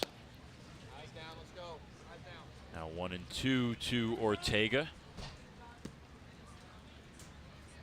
Christian 0 for 2 with a strikeout tonight.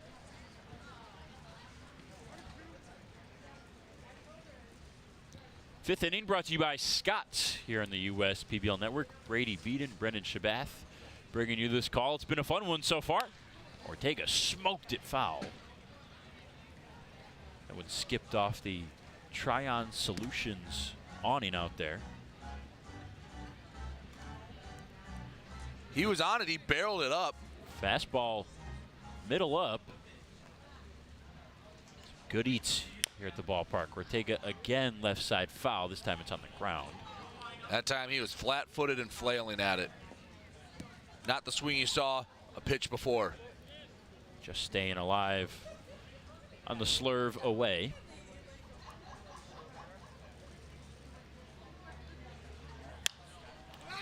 That slurve away is lifted fair left side for Califoot. He's there, calls off pup. Left fielder has seniority over the shortstop. And the Beavers go 1-2-3 quietly in the top of the 5th. Bottom half coming up. Hoppers down a run.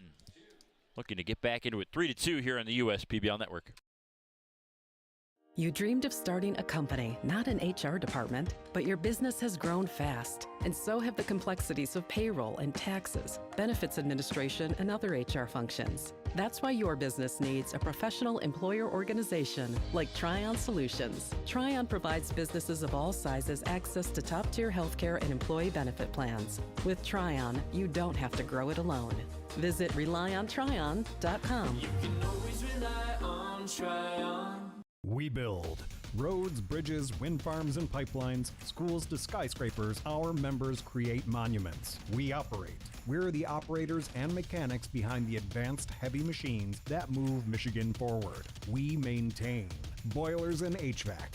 Our members run the complex heating and cooling systems that we all depend on. Our training is second to none, and safety is our priority. We are Operating Engineers 324, and we keep Michigan running. What are the odds that we're neighbors, where you've known each other our whole lives, and both tear the exact same things in this exact same knee? So an ACL tear is an injury to the main stabilizing structure of the knee. You want a good team around you, because then you know that what you're doing is going to help you in the long run. My message to everyone who's helped me, thank you so much, because you guys helped me progress so much. Also hearing it from a friend that's went through the exact same thing, I think sort of helps that know that there's a bright side at the end.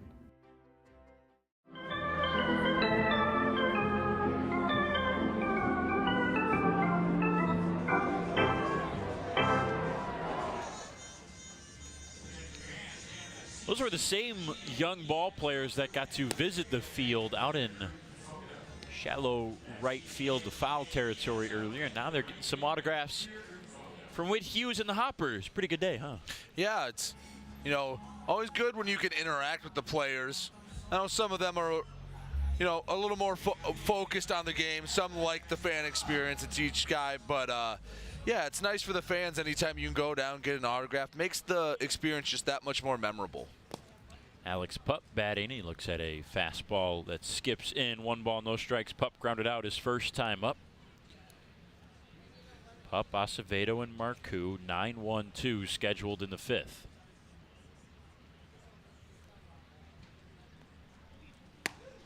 Curveball backed way up as Pup ducks out of the way. So since the home run from Marcoux to start this game, his second batter Verbrugge faced, It's been 2 hits, 3 walks, and 2 strikeouts for Andrew. Only 2 base runners have reached second or better, and that was when Burke and Schellenbarger got to third and second, respectively, after the error in left from Bolin. And Luke Stevenson's had a little bit to do with that, gunning down 3 runners. But man, got to keep the leadoff man on. Falling behind the leadoff guy again, and if he walks him, that would be 4 straight innings walking or hitting the leadoff guy. You can't play with fire for this long. Curveball clips the inside corner, very close, right on the black to fill the count 3-2. You know the curveball is feeling good for Verbrugge when he's throwing it 3-1 in that spot. Statistically, Pup has more discipline than anybody on the Hoppers, and he works walk number 4 of the night from Verbrugge. That's the 20th walk for Alex this season, and for the 5th straight inning. You can look at your scoreboard and see what that means. The leadoff man is on for the Eastside Diamond Hoppers.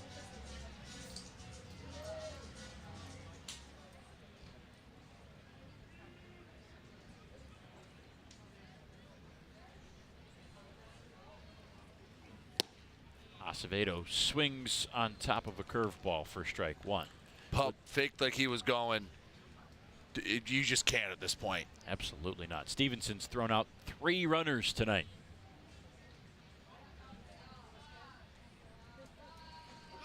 Acevedo shows bunt, pulls it back. It was a ball.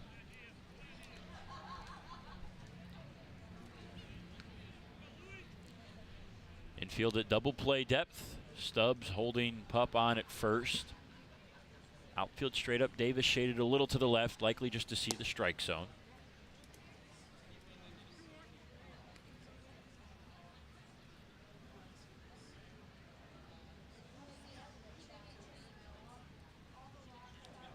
Interesting, the leadoff numbers today against the Beavers. Acevedo hard on the ground to third. Ortega scoops it up. He'll go to second for 1. Judd turns, fires, and another double play, the second that the Hoppers have grounded into tonight. Beavers defense doing well on the infield. Isn't Nobody it on and 2 down. Ironic? The one batter that reached on the as a leadoff man against Verbrugge that came back to hurt him wasn't his fault. Yeah, the error. And then he walks the next 4 guys, and it's like he's Teflon with them. Nothing's bothering him right now. He's in a groove. Every leadoff runner since Acevedo in the first has been stopped on their way to second, either by being caught stealing or on a double play.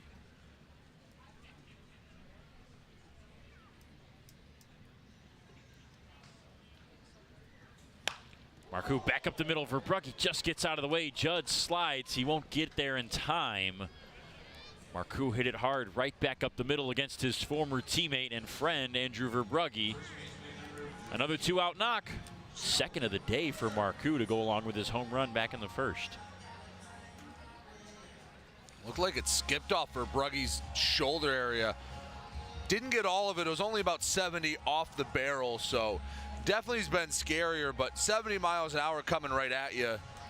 Yeah, it might not sound like much, and I can say that sitting up in the booth, but if I had a 70-mile-per-hour baseball coming at me, I'd get out of the way as quickly as I could. Yeah.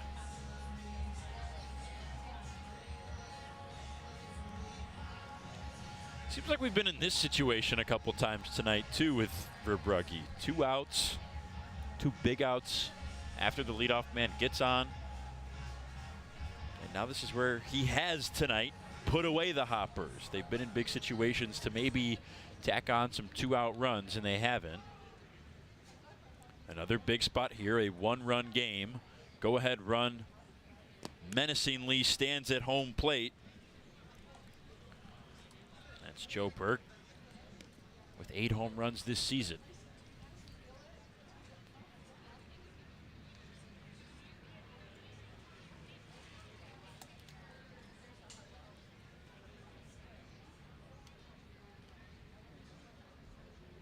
The 1-0. Takes a curveball, and that's one Burke might want back. Spotted in the strike zone, lower end, but hittable for Joe.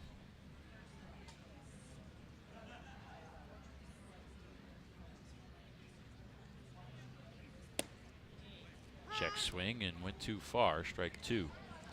Talked about it last weekend. Burke hunting for a fastball at all times, hardly sees any, and it's hard to imagine that his former teammate, who knows just what Burke does to fastballs, would throw him one here.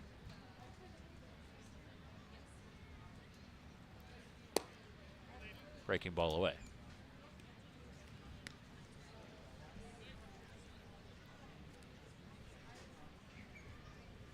Still think you stay with the off speed. Yep. Way the ball's been flying tonight, way the guys are swinging the bats. Does go with the off speed and gets Burke to swing through it.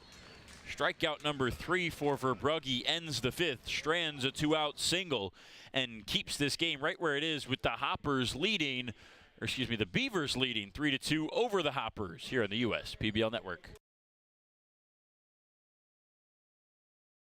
Fifth Third Extra Time helps you do you better. So kick back and relax. You have extra time to avoid overdraft fees. Fifth Third Extra Time. This is banking a Fifth Third better. You dreamed of starting a company, not an HR department, but your business has grown fast, and so have the complexities of payroll and taxes, benefits administration, and other HR functions. That's why your business needs a professional employer organization like Tryon Solutions. Tryon provides businesses of all sizes access to top-tier healthcare and employee benefit plans. With Tryon, you don't have to grow it alone. Visit RelyOnTryon.com. You can always rely on Tryon. We're for people, the pioneers, the underdogs, the players, and the slow and steadies. We're for people, for who they are and who they could become. Yes, we're a bank, and some say our business is all about money, but that's an old idea. Because look past the money, and you'll see real human lives. We see it, because we're for people. Huntington, welcome. How do these business owners find the time for peace of mind? Because they rely on Tryon to handle difficult and time-consuming HR tasks like payroll, benefits administration, and more. Working with Tryon, one of the nation's top professional employer organizations, provides access to top-tier healthcare and employee benefit plans and its team of attorneys and HR experts. With Tryon, you don't have to grow it alone. Visit RelyOnTryon.com. You can always rely on Tryon.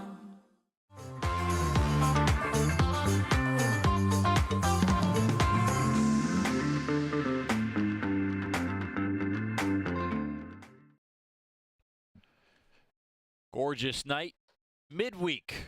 Wednesday night baseball here on the US PBL Network. JD Stubbs took a ball inside for ball 1, and you saw him swing through strike 1 there. So now the 1-1. Swings and misses behind 1 and 2. Stubbs has struck out twice already tonight. 1 looking, 1 swinging. 2 of the 6 strikeouts Irwin has racked up in his second start this year. Fastball low, right by him. Two-seamer got him for strikeout number 7, as Irwin has gotten the best of J.D. Stubbs tonight. Hat trick for Stubbs, and he has not looked comfortable against Irwin all night long. Whatever the game plan was against the 3-hole hitter, it hasn't just worked. It has glowed for Irwin. You know who has looked comfortable? I'd say Malik Bolin. 2 home runs already. Looks at a ball inside. Yeah, he's not getting a strike. No. Don't care if I walk him on 4 straight. Hillbrick's swinging well, too, but after that last one from Bolin, yeah, just take first. Out into center field, and he hit it too hard. Flores slides to a catch for the second out. Malik Bolin, 3 good swings. 97 off the barrel. I mean, that's if he elevates it, it might be home run number 3. He just hit it on a line. Yep.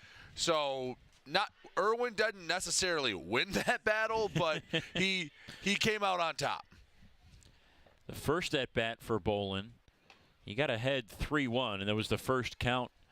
It was only the 4th batter of the game, but the first count that any Beaver had been ahead in of the night. And he saw a fastball, middle, and took it on top of the batter's eye to straightaway center. And the second at bat, saw a fastball middle in on the first pitch and did not miss for home run number 2 of the night. Hilbrick's got one as well. They went back-to-back in the 4th inning, Hilbrick and Bolin. Ray behind 0-2 here.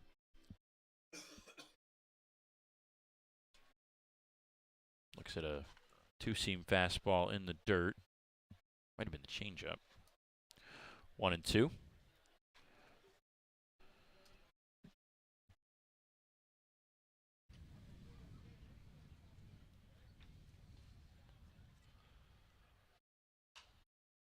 And Hilbrick fouls it back.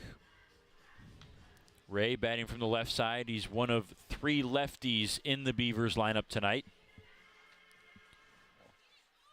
Irwin a little bit better against lefties than righties, but not much. Swing and a miss.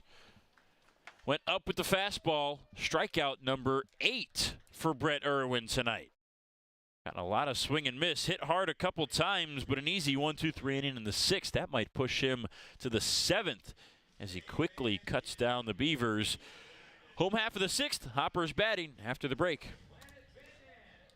Companies are competing for talent like never before. With the complexities of handling tasks like payroll, benefits administration, and other HR functions, it's easy to see how a professional employer organization like Tryon Solutions makes all the difference. Tryon empowers businesses of all sizes to attract and retain talent by offering access to top-tier healthcare and employee benefit plans. With Tryon, you don't have to grow it alone. Visit RelyOnTryon.com. You can always rely on Tryon.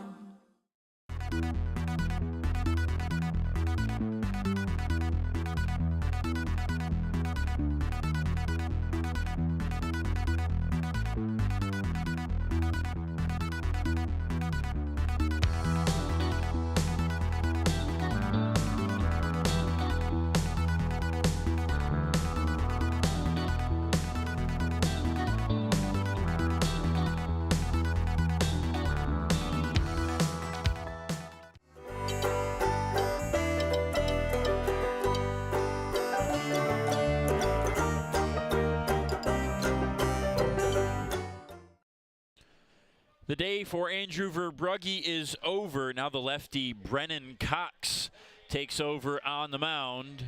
And a similar start for Andrew that we've seen in the last couple starts. 5 innings, 4 scattered hits, did have the 1 home run. One of those runs on the 2-run homer was unearned. But again, 4 walks and 3 strikeouts. Still just too many free passes. But he does exit the game with a lead. Yes, that is a step in the right direction for Andrew Verbrugge. By no means is that the end goal and is that where you want to end up, but hey, sometimes it's better to be lucky than good. You help that you threw 3 guys out on the base paths, and hey, let's give a little credit to Verbrugge. Last 2 innings, he got 2 big double plays to help get him out of those jams, so it wasn't just everyone around him. When he needed to make a big pitch, he did. 2 huge double plays in those innings to halt what could have maybe been some big innings after some walks from the Hoppers. So Cox will face Schellenbarger, Califoot, and Flores. 24-year-old lefty from Detroit, playing for his former assistant coach, John Dombrowski. Spent 6 seasons at Wayne State, and he's spent a good 29 innings in the U.S. PBL. Hearty dose for this reliever.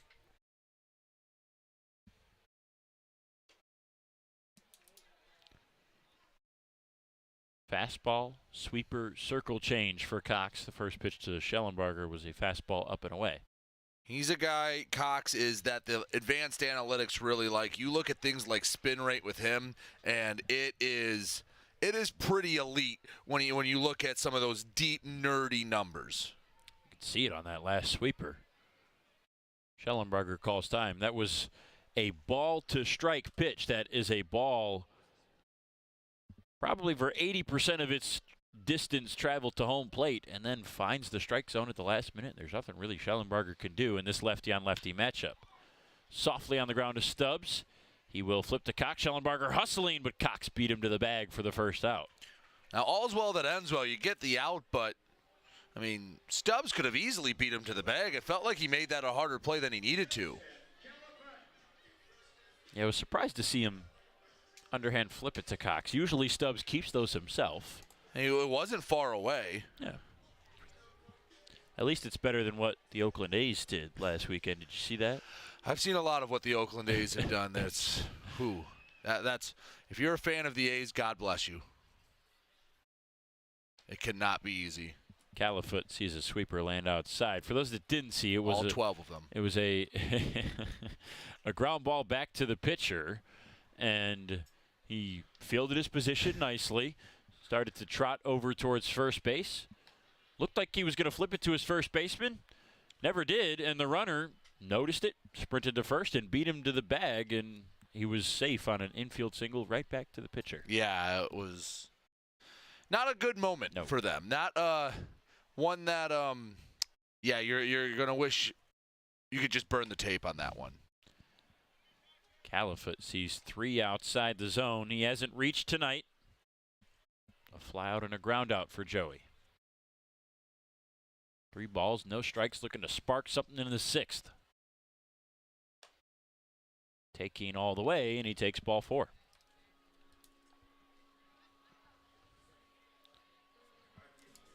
First walk for Cox, who's walked now 16 batters in those 29 innings this season. 5 walks per 9 innings, a strikeout per inning to go along with that. It's been decent numbers for Cox. The ERA is a little inflated from what you would think. Has gotten hit pretty consistently and pretty hard. Started to settle in a little bit to his role in the USPBL. Again, not a ton of innings on the line for Cox, so just can take 1 or 2 bad outings, and then it's really hard to chip away at that ERA. ERA is at 6.5, probably in part because of a .300 opponent batting average.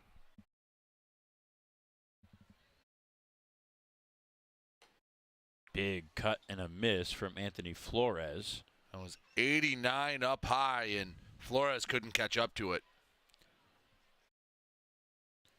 Not only does Cox get hit a decent amount, but it's hard. There's 3 home runs he's given up this season. Flores tried to make it number 4 on that last swing.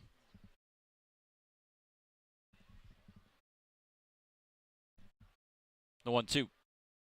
In tight on a guy who's already been hit once tonight. Surprised to see Flores kind of hang in there. Jesse Galindo getting warm in the Beavers' pen. After that, come in with the backdoor breaking ball. Here's the 2-2. Sweeper, swing and a miss. Went inside, maybe intended for that back foot, and it backed up a little bit, but it was enough to get Flores to swing through it. And that's the first strikeout for Cox, the 4th strikeout that the Hoppers have surrendered tonight. 2 down for Whit Hughes.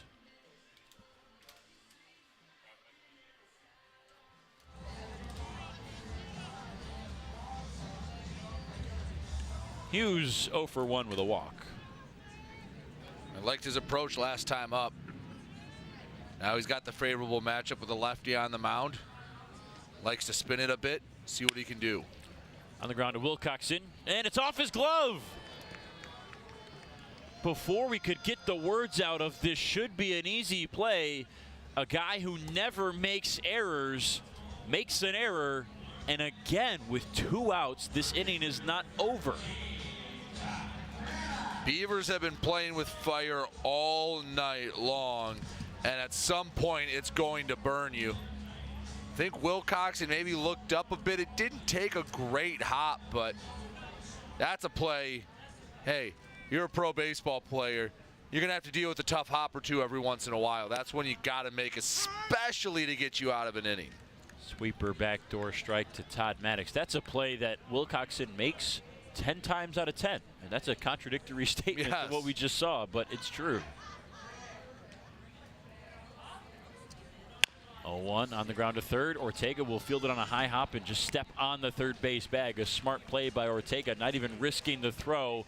With 3 errors for the Beavers tonight, they're thankful to hold on to a 1-run lead as we move on to the 7th inning here from Jimmy John's Field.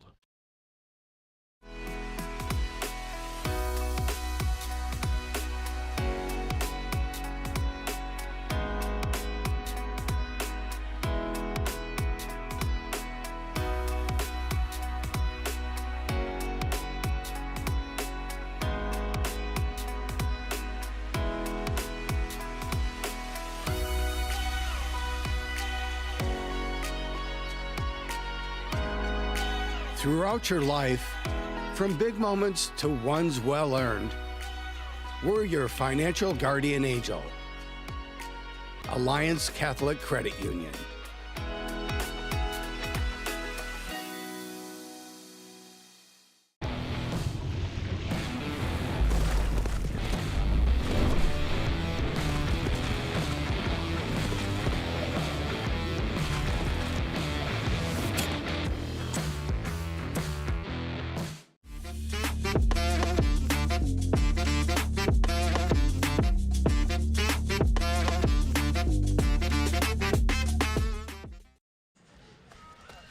So both starters are done. Brett Irwin, 6 innings, 8 strikeouts, the big number, only 1 walk, but he did give up 3 home runs and 3 earned runs. Jonathan Silva takes the place of Brett Irwin, who at the end of the day, it's really not a terrible second start. 3 home runs seems like a lot, and it is, but they were all solo shots. Yep, You mentioned solo earlier, shots Brady. won't hurt you.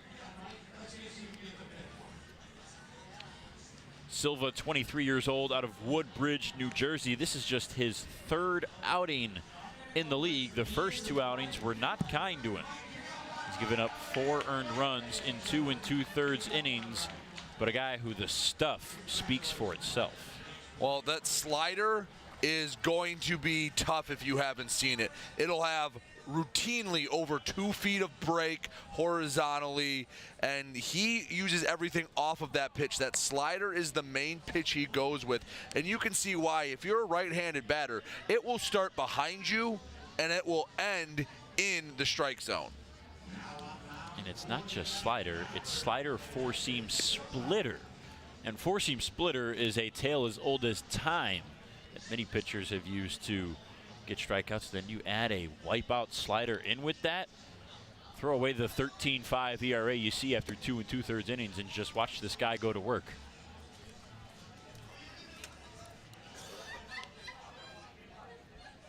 So in the 7th, it'll be Ramirez, Stevenson, and Judd. Rudy Ramirez is 2 for 2 with a pair of singles tonight.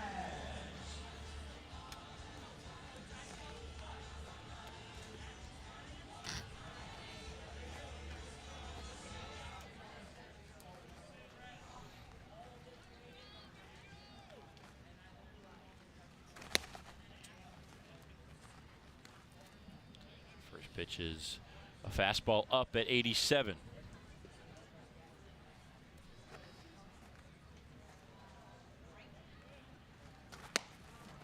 Another one. Interesting that he started with a couple of fastballs early. Maybe trying to get ahead in the count, but and everything works off the slider for Silva. Especially with the righty, I thought I'd see a slider in the first couple pitches. Fastball for a strike. Silva really comes over the top with that delivery. Bit of an uncharacteristic arm slot. There's the slider. See it spin. It's at 135 on the gun. That's a hard slider. He's gonna get a few calls after this game at that speed. 2-2 slider called strike 3. Fell behind 2-0, went fastball, slider, 3 strikes. And Ramirez watched the 3rd one go by. One down for Luke Stevenson, who has struck out twice. And this is a bad matchup for Stevenson. Been a couple of swinging strikeouts on off-speed pitches away. I don't think it takes that smart of a baseball person, myself, to assume it's going to be a lot of sliders away.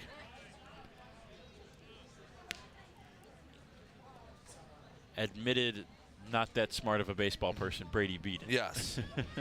Quote, that's just my title, not that smart of a baseball person. That's what it says on my contract, too.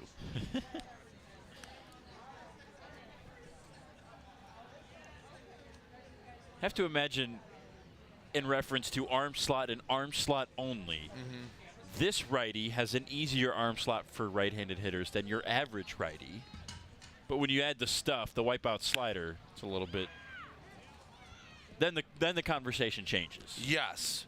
Because the farther out you get, the more it's hidden and the more it's coming from almost behind a hitter. Right. Over the top, I mean, if it's over the top right and left, it doesn't really change too much.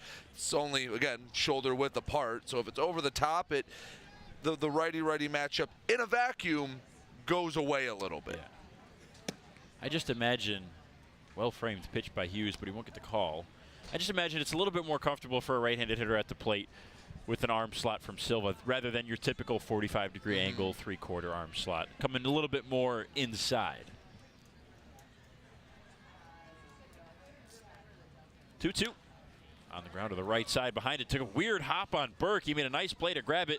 Silva steps on the bag just a step before Stevenson does. How about the play by Joe Burke? That thing spun on him. And he made an athletic play to still get the out. Yes, he did. Heck of a play, and for a second I thought he was coming up a little slowly, but seems to be all right.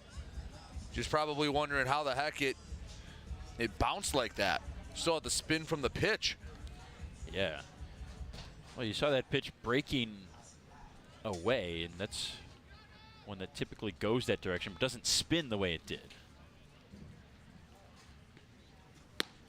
Judd backs up on a first pitch fastball. High and tight.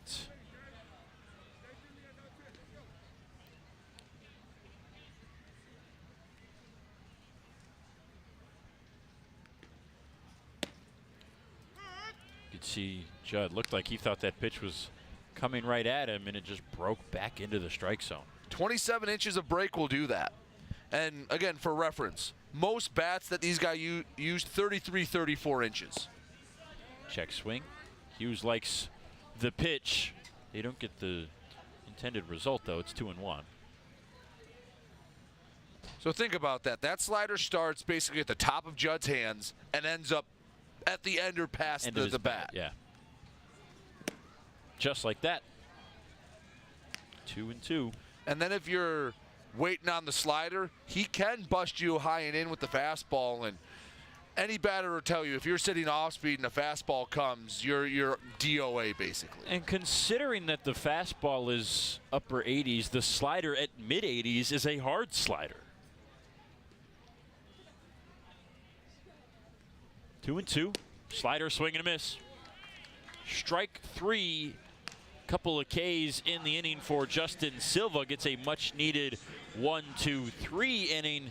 Keeps his team right where they are, down a run. Seventh inning stretch time here at Jimmy John's Field. As always, Take Me Out to the Ballgame brought to you by Genesis Credit Union. 3-2 Beavers at the stretch.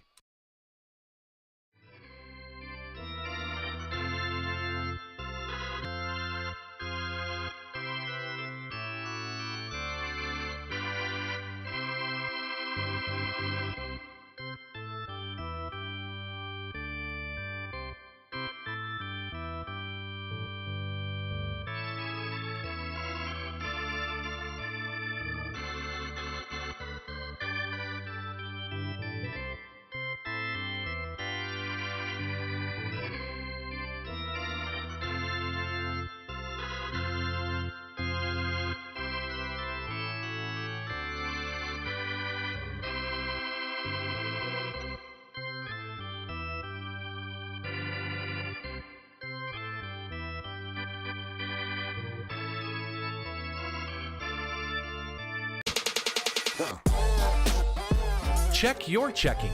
If your account doesn't get you pumped, amped, or geeked, make the switch to Genius Checking from Genesis Credit Union. It's just genius.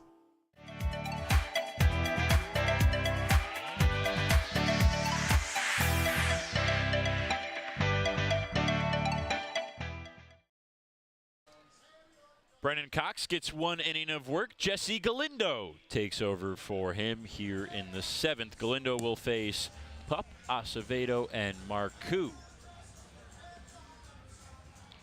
The righty out of North Hollywood, California, leads the Beavers in innings pitched this year. That's because he's had 6 starts, and the rest of his 18 appearances, including this one, have been out of the bullpen. So it's a total of 43 2/3 innings for Jesse this year. Big spot for him, too. You're in a 1-run game, and if you get a quiet 7th, all of a sudden, Diamond Hopper's running out of outs, and they're going to be playing with their backs against the wall. This is a big 7th inning for them after a kind of hectic first 3-4 innings. It's really settled down in the middle 8. For the 2nd time tonight, Alex Pup will lead off an inning. He led off the 5th and walked before being out on his way to 2nd on a 5-4-3 double play from Acevedo. So the Hoppers will have the top of the order up, trailing by a run. And they could really use their former leadoff man to get on base and represent the tying run with nobody out. First pitch popped up. Stubbs, easy 1 pitch and 1 out, and the opposite of what the Hoppers were looking for. That's a situation where if you're going to swing at the first pitch to a new guy out of the pen, you just better be right. And that time, Alex Pup was not right. A weak pop-up to the right side. You need base runners right now, and that's not the at-bat you're looking for. With the lineup about to turn over, hey, make Galindo throw to you once or twice. But if you are going to swing at that pitch, you better tattoo it somewhere. First pitch strike to Acevedo. 4-ish pitches. Say 4 in air quotes for Galindo. Fastball, changeup, curveball, slider.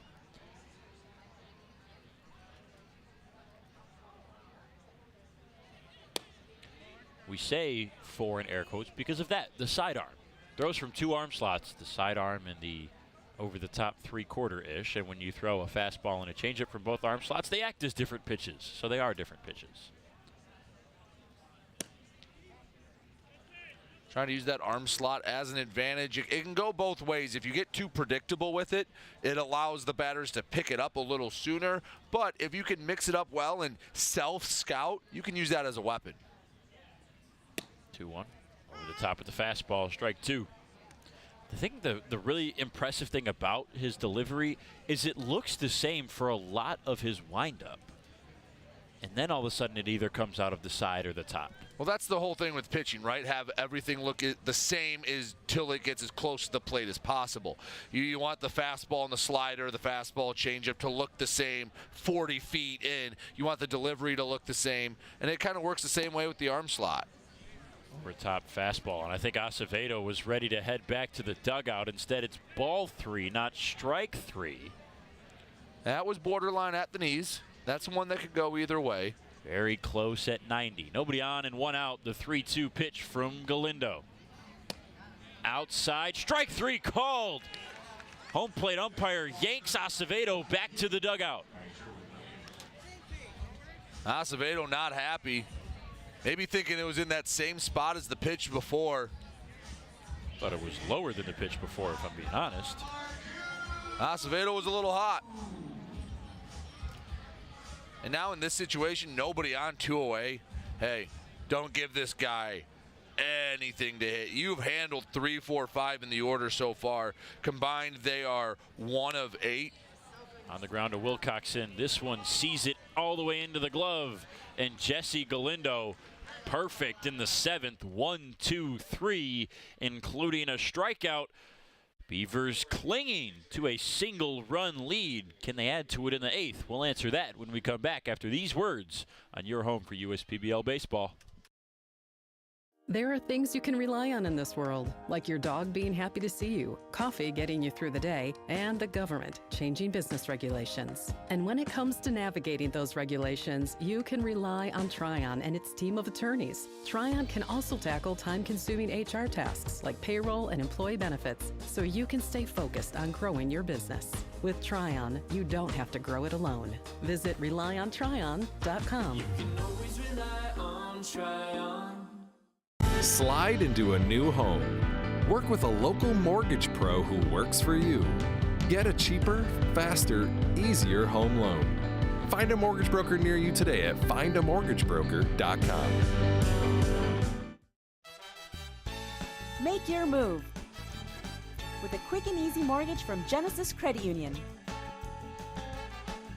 We have mortgages to fit your life. Genesis Credit Union. Visit us today.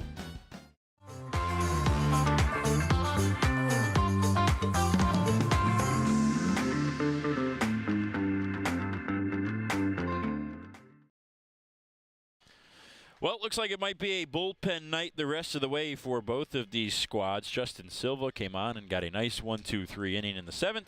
Now it's Nick Galatas in the 8th against Ben Wilcoxon, Chris Davis, and Christian Ortega, the 9-1-2 hitters. And for the Diamond Hoppers, you have to look at their schedule the rest of the weekend. They play tonight on Wednesday, then they play Saturday, Sunday. So if you limit your bullpen guys to 1 inning, you think on 2 days rest, most of them are going to be available for Saturday. And if you have to push one, maybe 10, 15 pitches more than you'd like to, you can have them ready, come back on Sunday. Do you think any of this is also Ryan Kottke just kind of like kicking his feet back, like, I finally have a healthy bullpen? Yes. I'm going to splurge and use them now. I'm going to use my riches, show off what I have. Yes. Because he was without a full and healthy bullpen for the better part of 2 weeks, maybe even more. I mean, heck, last weekend it took an act of God to keep the bullpen healthy with the Lightning cutting the game 2 innings short. And it looks like next will be Christian Stelling as he's getting warm. Hard hit to short, but right on a line to Pup. Barely had to move, and a hard line out for Ben Wilcoxon. He's now 0 for 3. Which cliche do you want? It's better to be lucky than good, or be process-based, don't be result-based, because they both apply on that at-bat. Absolutely. Hard hit ball. Second one tonight for Wilcoxon, really. Galatas, the righty out of Los Angeles, California. Second outing in a Hoppers uniform. Came to the USPBL and was originally designated to the Unicorns. Got 7 appearances there before switching over to the Hoppers. In total, a 7 ERA in 15 1/3 innings. Fastball clips the corner. 4-seam, 2-seam, changeup, slider, curve for Nick.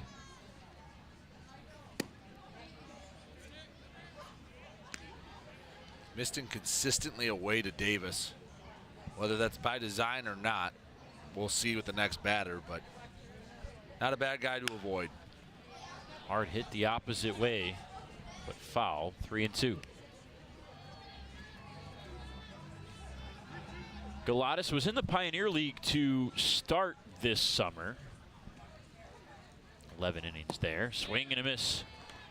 Davis right on top of the off speed, and after a bunch of fastballs, smart by Galatas to go with the changeup and get the swing and miss. Well, I like that idea. It's 3-2. There's nobody on, 1 away. Hey, if you walk Chris Davis, it's better than just pumping a fastball down the middle, just trying to avoid the walk. Or you might offer at it like you get the result there. The risk is definitely worth the reward in that situation. I like the way Whit Hughes handled it, and I like the execution by Nick Galatas. Christian Ortega, ball outside. 4th at bat for him. He's 0 for 3. Inside. Thought that might have clipped his jersey. You could see him adjust the buttons right after that, but ball 2. Ortega's a guy that's used to hitting and hitting a lot. Those guys usually don't like to go to first base on a flimsy hit by pitch, especially when you know you have a 2-0 count coming your way. Strike 1. How about this? Davis, Ortega, Stubbs, 1, 2, and 3 in the Beavers lineup tonight. A combined 0 for 9 with the 1 walk coming from Davis and 6 strikeouts. Tip the cat to Irwin and Galatas. A lot of those against Irwin. But Nick 5 of the Galatas 6 has been cruising. Yeah, 2-2. Got to stick that if you're Witt. I don't know if it's strike 3, but again, much better shot if you catch it and hold it and give the umpire a chance to think about it. You saw Acevedo get rung up on a similar pitch a half inning ago. 3-2. Backing up Maddox on a high hop, guns it over to first. And Galatas gets out of it 1-2-3. They've retired 12, make it 14 straight batters have the Hoppers, but they still trail by a run. Looking to get it back in the 8th after this. The Dave & Buster's method is designed to help you unlearn adulthood and discover the funner you hidden within you. The you that doesn't think about adult things and stuff. Ashley, I don't want to hear anything about your car registration when we're at Dave & Buster's. Okay. The you want to be. Let the Dave & Buster's method illuminate you. Begin the method today with 5 free games. You know you want to. First State Bank is a locally owned and operated business. We're part of your community. At fsbcares.com, you'll find ways that we're making a difference by featuring locally owned and operated businesses, providing access to helpful financial resources, and engaging with community. FSBcares.com is part of our commitment to the neighborhood because strong neighbors mean stronger communities. Where good neighbors do great things. Member FDIC and Equal Housing Lender. Slide into a new home. Work with a local mortgage pro who works for you. Get a cheaper, faster, easier home loan. Find a mortgage broker near you today at findamortgagebroker.com. You hear about the promo that Jimmy's John's got going on? 5 off 20? How they pulling it off? Magic? You got David's Copperfields in there? Show yourself, Copperfields! Jimmy John's. $5 off orders of 20 or more.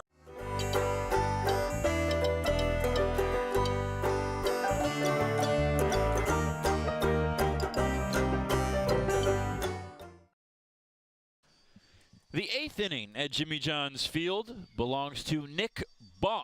The 23-year-old right-hander out of Buffalo Grove, Illinois, makes his 13th appearance this year, holds a team-best 2 walks per 9 innings this season in 15 1/3 innings of work. Galindo went 1 inning, and it was 1-2-3 with a strikeout. Hoppers trailing by a run. Have perhaps the best spot in the order up, 3, 4, 5. Maybe you would prefer Noah Marcoux up in this inning in the 2-hole, but still, 3 guys who can tie this game with 1 swing. All right, but the meat of the order, just the 1 hit. That was Joe Burke back in the 3rd inning. They've been held in check. Got to give a lot of credit to Verbrugge, to Cox, and now Bonk going to try to keep it going. These balls were jumping off of barrels through the first 3 innings. Maybe the wind had something to do with it because there hasn't been any wind and any home runs since the 3rd. Burke had that 1 single back in the 3rd, has struck out twice since then at Bonk. Whoa. Spiked with a capital S fastball way outside. Have to be patient in this situation. Base runners are the name of the game. Yeah, 1 swing of the bat, you could tie it, but if you get the pitch you like, go ahead, uncork on one, but wait for it. Don't make your life any easier. Close with a 2nd fastball, but Burke takes it for ball 2. 4-seam, slider, curveball, changeup for Nick. Hard hit, right center field. This one's carrying. Davis going back. That drops just short of the warning track. Extra bases for Burke. He legs it to 2nd. He'll stop there with a lead-off double, tying run in scoring position for the Hoppers. 95 off the barrel for Joe Burke, and that's what you got to do. Find that pitch you're looking for and barrel it up. I thought he was going to take the turn around 2nd and try for 3rd. In my head, I'm screaming, no, stay. Smart not stay. To. Holds up, gets the double, and, well, now you have the tying run standing across from Bryant Schellenbarger, and Well, the feel of the inning and the feel of the game has quickly changed. Schellenbarger reached on an error once, 0 for 2 besides that. I know Schellenbarger likes to swing out of his shoes, likes to go for the extra base power. Shorten up just a bit and try to find a base hit here. Likely swinging on the first pitch as well. Well inside. With the off speed, 1 ball, no strikes.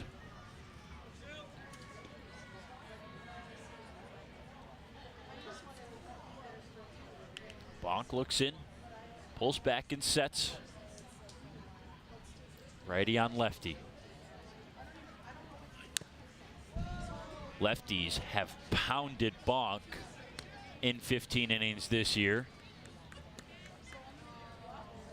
9 for 17. That's above 500.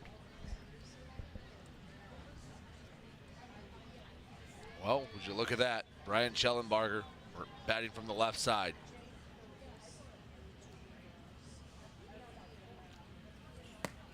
One gets past Stevenson all the way to the backstop, and Burke is 90 feet from home. Now you really shorten up if you're Brian Schellenbarger.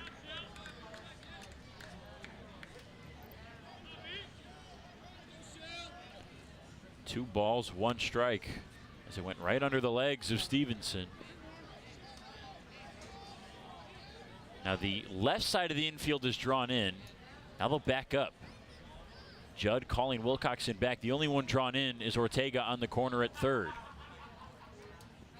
Stubbs along the line. This is a base hit into right field. Schellenbarger ties the game in the late stages, bottom of the 8th. Nobody out. Hoppers already had the tying run to come across, and we'll continue this inning with Joey Califa.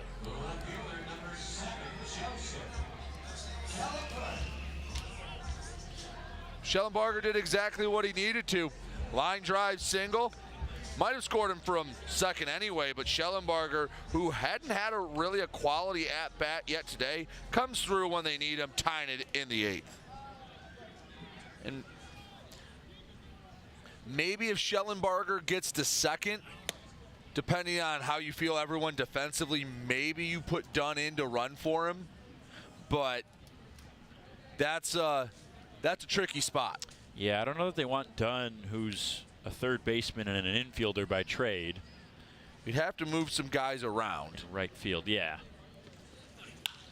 Califoot strikes this one well to center field. Davis going back. It dies in shallow center and medium depth center, I should say. Hard hit, hard sound off the bat. That's the first out. That'll bring up Anthony Flores.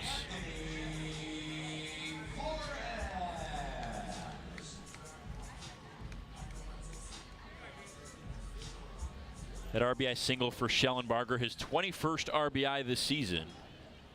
Second on the Hoppers, only behind Joe Burke. All 3 guys, though, have hit the ball hard. And we noted how they've been struggling tonight. How about Mike Rice ducking out of the way of that sharp foul ball off the bat of Flores over there at first. He was doing that when he was trying to field balls in BP earlier today, too. He was not having the best time over there at short during BP.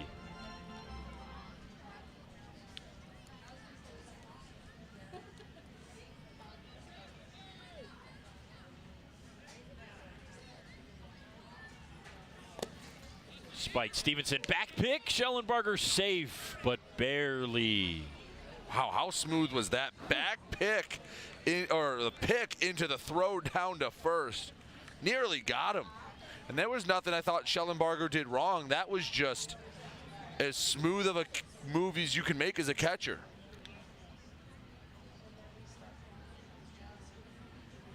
The 1-1 swung and fouled off the mask of Stevenson. 1 ball, 2 strikes. Maybe he was unbothered. Yeah, I wasn't sure if it actually went off his mask first, but it did. It apparently didn't bother him at all. He didn't flinch. I was going to say, though, maybe we just haven't had enough opportunities with Stevenson behind the dish, but we have not seen a defensive performance like this from him or any catcher in a single game all season long. He's been locked in. That foul ball must have caught him in the chin. Nothing's going to get through that. 1-2, framed perfectly on the slider.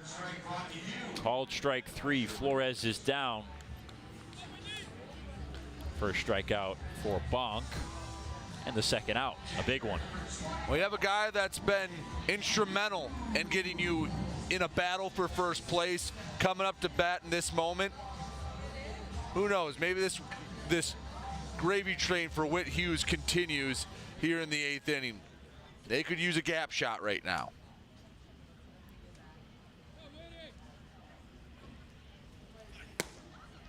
First pitch fastball in, and Hughes pulls the hands back and avoids it. 1 ball, no strikes. Interesting. They've been working Hughes away, and go hard inside with the first pitch to Hughes. I want to see how this sequencing plays out. Could open up the outside edge. 1-0. Fastball middle, and Hughes just a little late. He's gone 2 straight fastballs. I have to imagine a breaking ball's coming here. I mean, I'm not making that pitch again the way Witt's been hitting. I'm going away. Get his eyes nice and big, thinking he's going to get a nice juicy fastball, and then just have it dive away. 1-1 spiked, and a good block by Stevenson to hold the runner Schellenbarger. Might have been what Bonk was thinking, but when your pitch goes 55 feet, it really defeats the purpose. Hughes has reached twice tonight.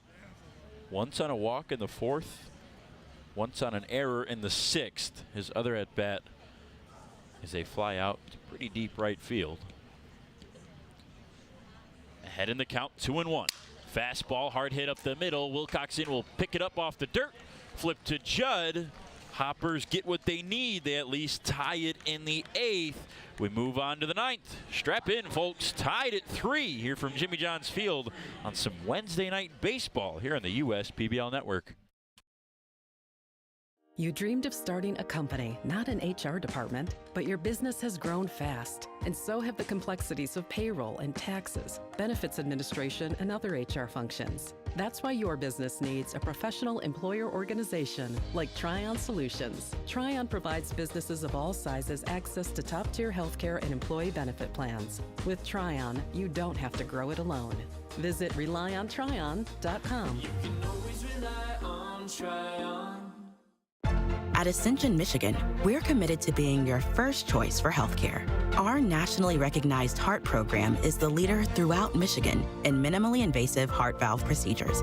For joint replacement, spine, and cancer care, patients choose our specialists for advanced care and treatment.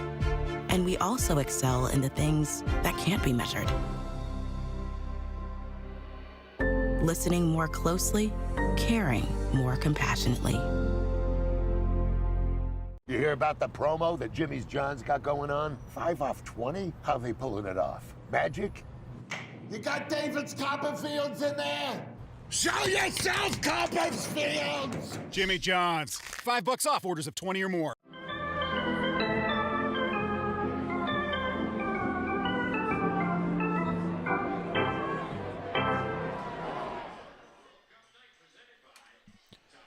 So we expected the bullpen to each get 1 inning on both sides the way the first couple innings of relief went, but Nick Galatas, who went through the 8th inning quickly to the tune of a 1-2-3 inning with a strikeout to the best hitter in Chris Davis, has earned himself a 2nd inning here in the 9th.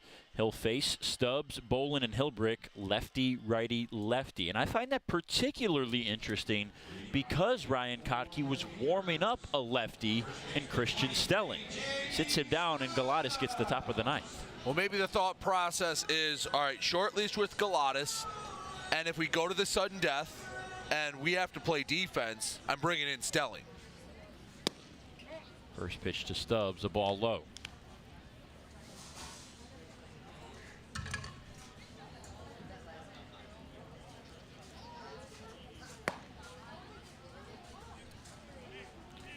So also warming up in the Hoppers bullpen. It looks like the trainer talking to Stelling right there.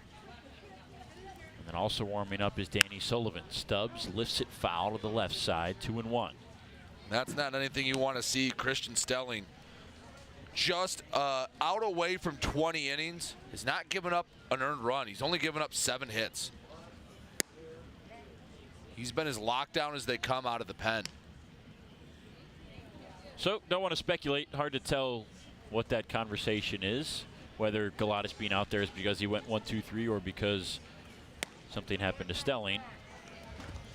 Doesn't matter with J.D. Stubbs, as it's a 5-pitch walk. The first walk for Galatas. It's the first Beaver to walk since Davis back in the 3rd inning. Just the 2nd free pass any Hoppers pitcher has surrendered tonight. Well, and that's a bad one. The leadoff man in the 9th always hurts. But to a guy that's fanned 3 times already tonight, to be not very competitive with your pitches and to compound it, Bolin and Hilbrick are waiting on deck. That's that's the walk that Ryan Cockey's probably going. Anybody else, and I would have been all right with it. Bolin 2 for 3 with 2 bombs. His 6th and 7th home runs of the season. This one softly hit up the middle, little dribbler. Tough play for Pump, and he botched it.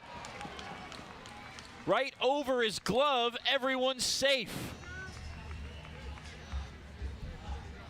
Unbelievable how key defense has been tonight. It's more in regards to the Beavers, who've had 3 errors. That's the first miscue defensively for the Hoppers, and it comes from one of their best defenders. It did hit the lip of that grass and had some funky front spin to it. Well, baseball gods giveth and the baseball gods taketh away, and right there, they gave to the Beavers. Hilbrick showing bunt, pulls it back. Ray hit his first pro home run after Bolin in the 4th to go back-to-back and take the lead 3-2. Held that way all the way until the 8th when the Hoppers got one back. Hilbrick showing bunt again, pulls it back again.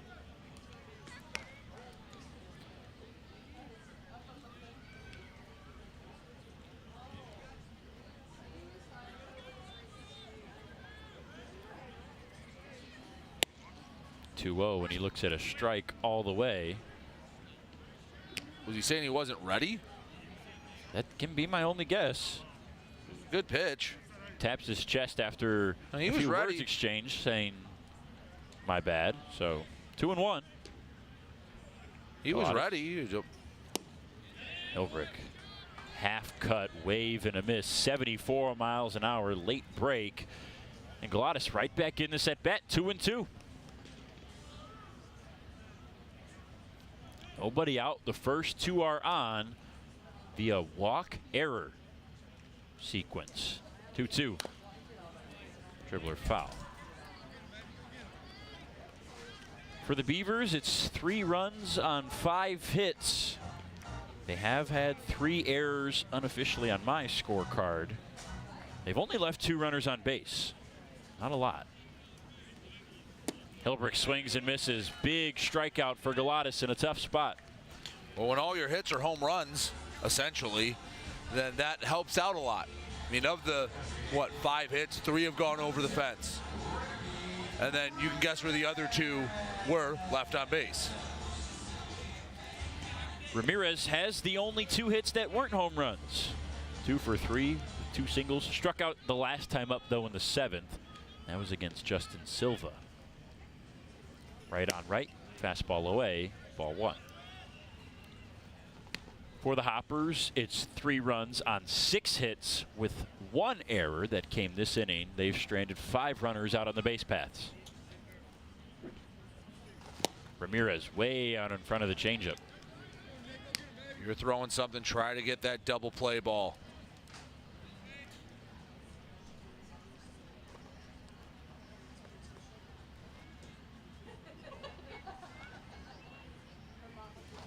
One, hard hit through the gap and left. Charging is Califoot. They will hold Stubbs over at 3rd. It's bases loaded here in the top of the 9th with only 1 out for the Beavers. Man, well, this will be one you have to first guess it. I thought with Califoot playing as far back as he was, I might send Stubbs. I know he's not the fleetest of foot, but I might send him and make the other team make a play. Luke Stevenson's coming up. He has not had a good night. Two strikeouts and a K. He's a double play candidate. Again, that's one that you can't look back and just use hindsight to help you. In that situation, I would have sent, but Luke Stevenson finds a gap, then it's a moot point. Interesting to note, Christian Stelling no longer in the bullpen. Danny Sullivan warming up. The only other lefty that the Hoppers have, which they probably won't bring up anymore, as the lefties are currently on the base paths, is James Cole. So Stevenson batting with the bases loaded. Ramirez, after his third single of the night, is at first. Bolin reached on an error. He's at second. Stubbs walked. He's at third. The corners are in. The middle infielders at double play depth with one out. Game tied at 3. 1-0 popped up. Is there room? Hughes trying to get Stevenson to back off, and he makes the grab. The two connected as Hughes looked to the sky to find the pop-up.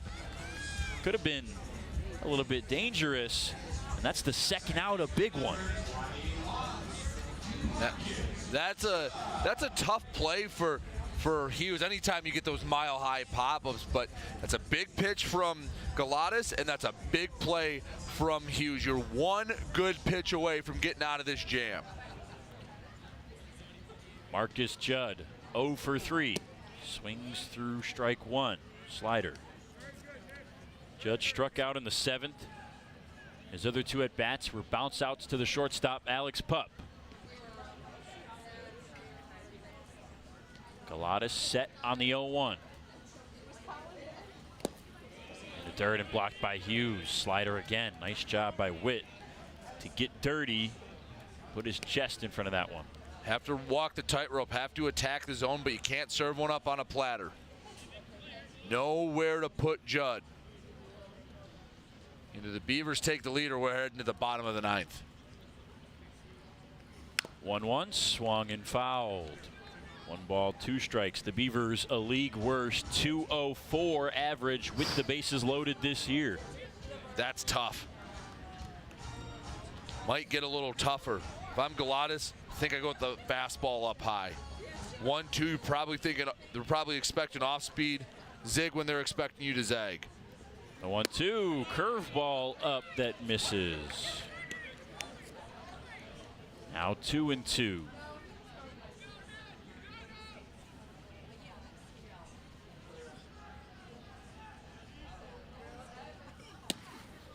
Yanked a fastball, and how about Whit Hughes just able to get a glove on it, keep the count full, and keep the bases where they are. And now anything through the infield likely scores 2 with the back 2 runners going to be on the move. Judd ready, bases loaded. Tied at 3 in the 9th. The payoff pitch, runners go, swing and a miss. Galatas snuck it by him with the slider, and the Hoppers can win it in the bottom of the 9th. We'll head that way, tied at 3 on the US PBL Network. Why are all these business owners smiling? Because they rely on Tryon to handle difficult and time-consuming HR tasks like payroll, benefits administration, and more. Working with one of the nation's top professional employer organizations provides access to top-tier healthcare and employee benefit plans and Tryon's team of attorneys and HR experts. With Tryon, you don't have to grow it alone. Visit RelyOnTryon.com. You can always rely on Tryon.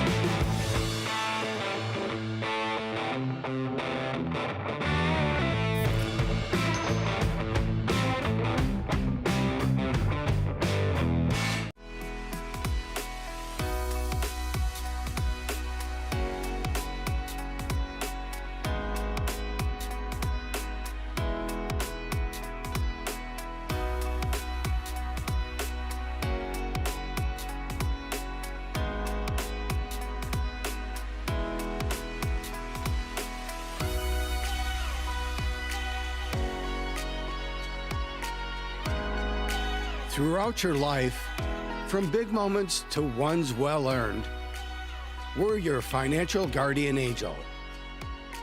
Alliance Catholic Credit Union.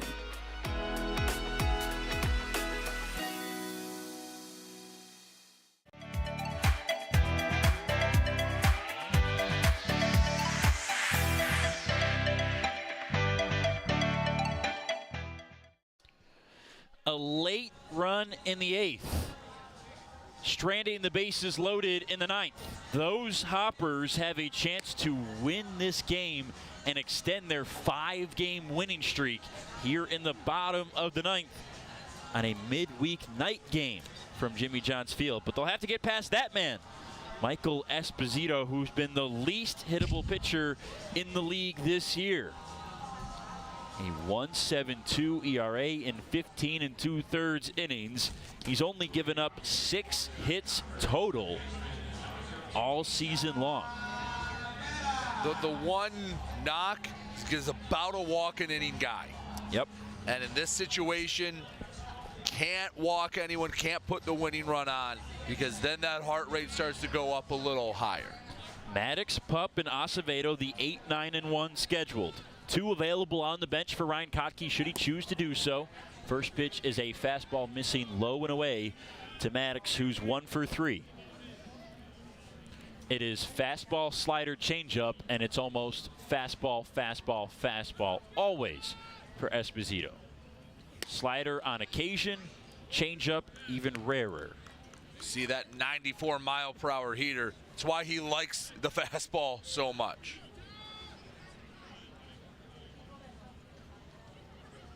The 1-1. Maddox couldn't catch up to it, low and away. Perfectly placed from Esposito, 1-2. On 94, then he went 95. Have to imagine he's going to rear back and try to get another one by Maddox. Just sailed it by. Esposito does follow up the walk per inning walk rate with 2+ strikeouts per inning. And that's how you make that walk rate acceptable. Yep.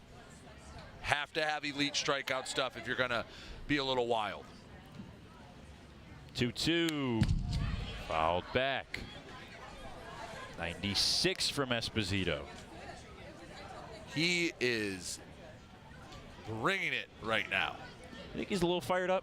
I think so too. I don't think you're going to see anything but that fastball. High stakes situation. Leadoff man always the most important. One more time in the 2-2. Up for ball 3.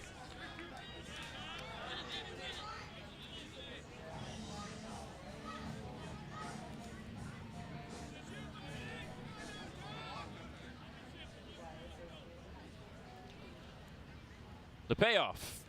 Swing and a miss. Gunned it by him at 95. All too familiar spot in Maddox K's for the first out in the bottom of the 9th.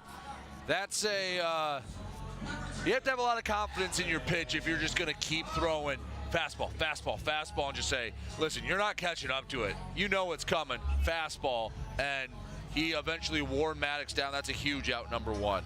7 pitches to Todd Maddox, 7 fastballs, and a hard-worked first out from Esposito. Pup looks at a fastball outside.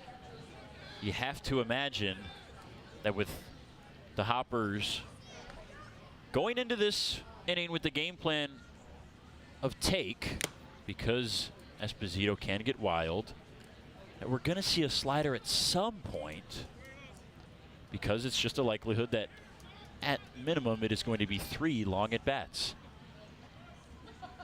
Pup walks more than any Hopper this season. The 1-1 takes up. And just looking ahead a little bit, if you can get one guy on, you know who that brings up to the plate, or at least if you avoid a double play, Noah Marcoux. Granted, lefty-lefty matchup, but still. 2-1, swing and a miss.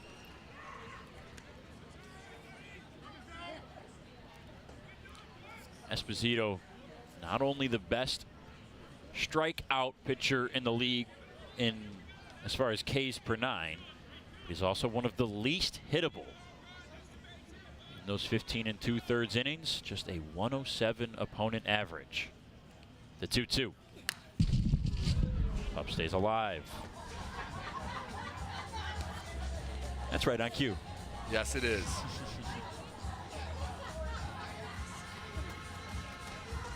Making Esposito work, but again, he's feeling the fastball tonight. You can see he's got that. He's just got that extra look in him. Another one, swing and a miss. Went upstairs this time, back-to-back strikeouts. All fastballs, the lineup turns over. The last chance to win this game in regulation rests on the shoulders of Luis Acevedo.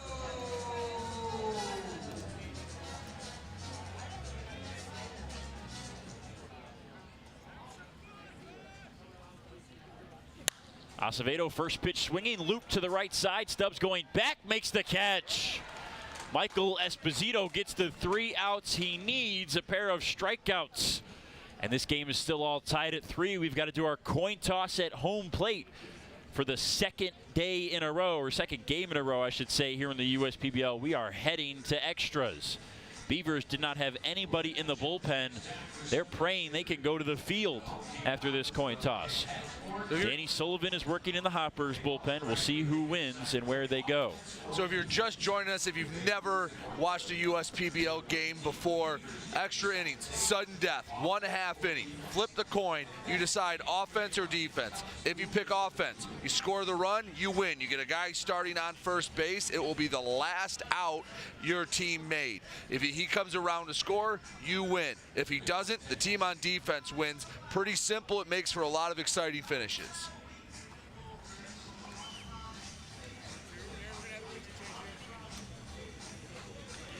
So the Hoppers will head into the field as Whit Hughes comes out with the catcher's gear on. So the Beavers are going to bat. And for the Beavers, they will have Marcus Judd, who's got plenty of speed, out over at first base. We're going to step aside as we get ready for this final 10th inning on Wednesday Night Baseball here on the USPBL Network.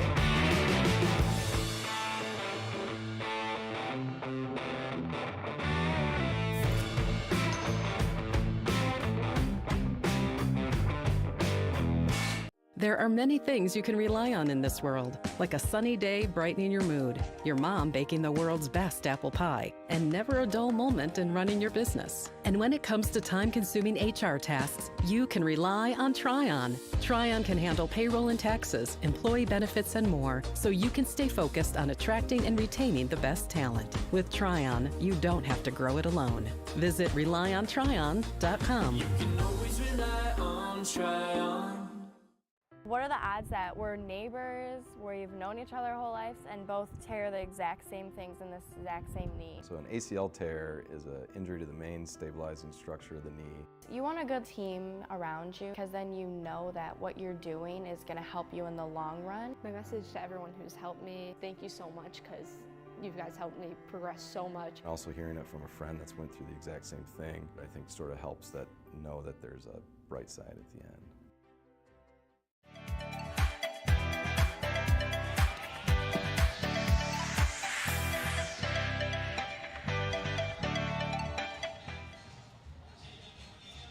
Free baseball, extra innings here on the USPBL Network from Jimmy John's Field. Beavers and Hoppers, 9 weren't enough, so we'll play an extra half-inning 10th. The Beavers are batting. Marcus Judd is the extra inning runner. If that man, number 21, crosses home plate before a third out is recorded in this inning, the Beavers will win and snap the Hoppers' 5-game win streak. Due up 9-1-2. Ben Wilcoxon, Chris Davis, and Christian Ortega. Danny Sullivan gets the call for Nick Galatas out of the pen. Good news for the Beavers. Marcus Judd on first. You get a speedy guy out there, and it looks like they're going to try to play small ball. A four-seam fastball, slider, curveball, and splitter for the 23-year-old native of Mullica Hill, New Jersey.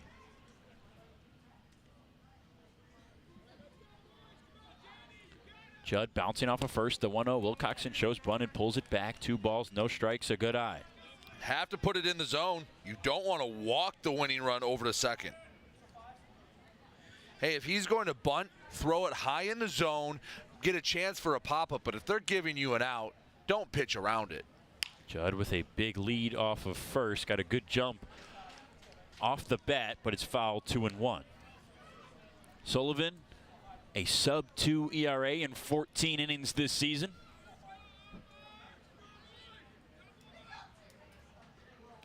Walks and strikeouts about even when you look at the rate. In the mid-5s, he steps off as Judd dances at first base. And that's the first one. See if Judd tries to bait a second throw or a second disengagement. Sullivan delivers. Wilcoxon bunts it to the right side. Burke is pulled off the bag. He'll flip to Sullivan. He's not there. Perfect bunt by Ben Wilcoxon in the 2-1, and the winning run's in scoring position now. No, he's just trying to sacrifice himself. But you look at that, he lays down one of the best bunts you'll see. Pushes it beautifully past the pitcher, first baseman in no man's land. I mean, that's textbook, and now you have one of the best hitters in the league coming up with the winning run on second base. There is no one else the Beavers would rather have up in this spot than Chris Davis.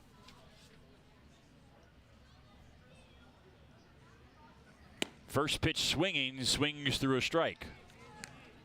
The ground ball would be great. It will be tough to double up Chris Davis. You're looking for any sort of weak out, a strikeout, a pop out, heck, a fly out, because I don't think Judge is going to push it and be the second out at third. 0-1 on the ground, could be 2. Everybody's got speed to second for 1. Pump the relay. They got him. What a play. Judd advanced to third, but Chris Davis bounces into 2 outs. And the last chance for the Beavers is Christian Ortega. Wow. 4-6-3, perfect turn. And I know, Brendan, me and you both like this middle infield for the Diamond Hoppers, and you can see why. That was not an easy double play. Any wasted movement, and Chris Davis is on first base. Instead, you're 2 strikes away from what feels like stealing this win. Ortega takes a fastball strike. He's 0 for 4 tonight with a strikeout.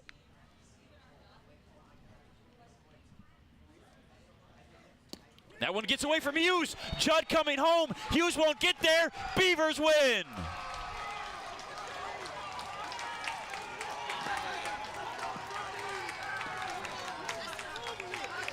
Sullivan yanked the fastball, and the win streak is over. Marcus Judd's speed all season long was ready for a ball in the dirt, got it, and ends this game. Beavers win it 4-3. We'll be back with our player of the game on the postgame show after this on the US PBL Network.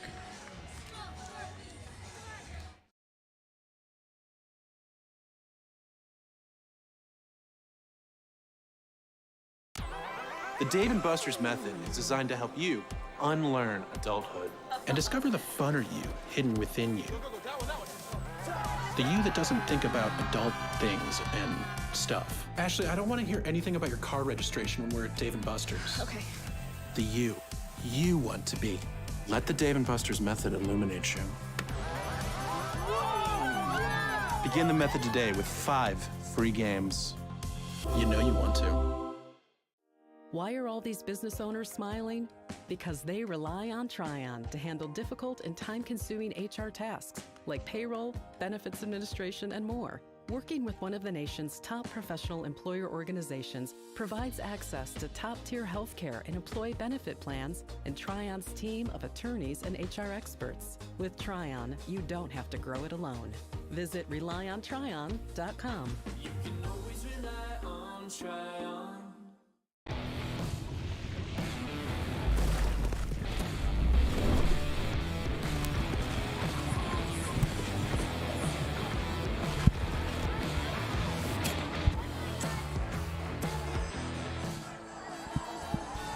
Make your move with a quick and easy mortgage from Genesis Credit Union. We have mortgages to fit your life. Genesis Credit Union. Visit us today. First State Bank is a locally owned and operated business. We're part of your community. At fsbcares.com, you'll find ways that we're making a difference by... So I'll ask you about your approach lately. I mean, that's how many for you in the last month, the last 2 weeks? And engaging with community. FSBcares.com is part of our commitment to the neighborhood because strong neighbors mean stronger communities. Where good neighbors do great things. Member FDIC and Equal Housing Lender. There are things you can rely on in this world, like your dog being happy to see you, coffee getting you through the day, and the government changing business regulations. And when it comes to navigating those regulations, you can rely on Tryon and its team of attorneys. Tryon can also tackle time-consuming HR tasks like payroll and employee benefits, so you can stay focused on growing your business. With Tryon, you don't have to grow it alone. Visit RelyOnTryon.com.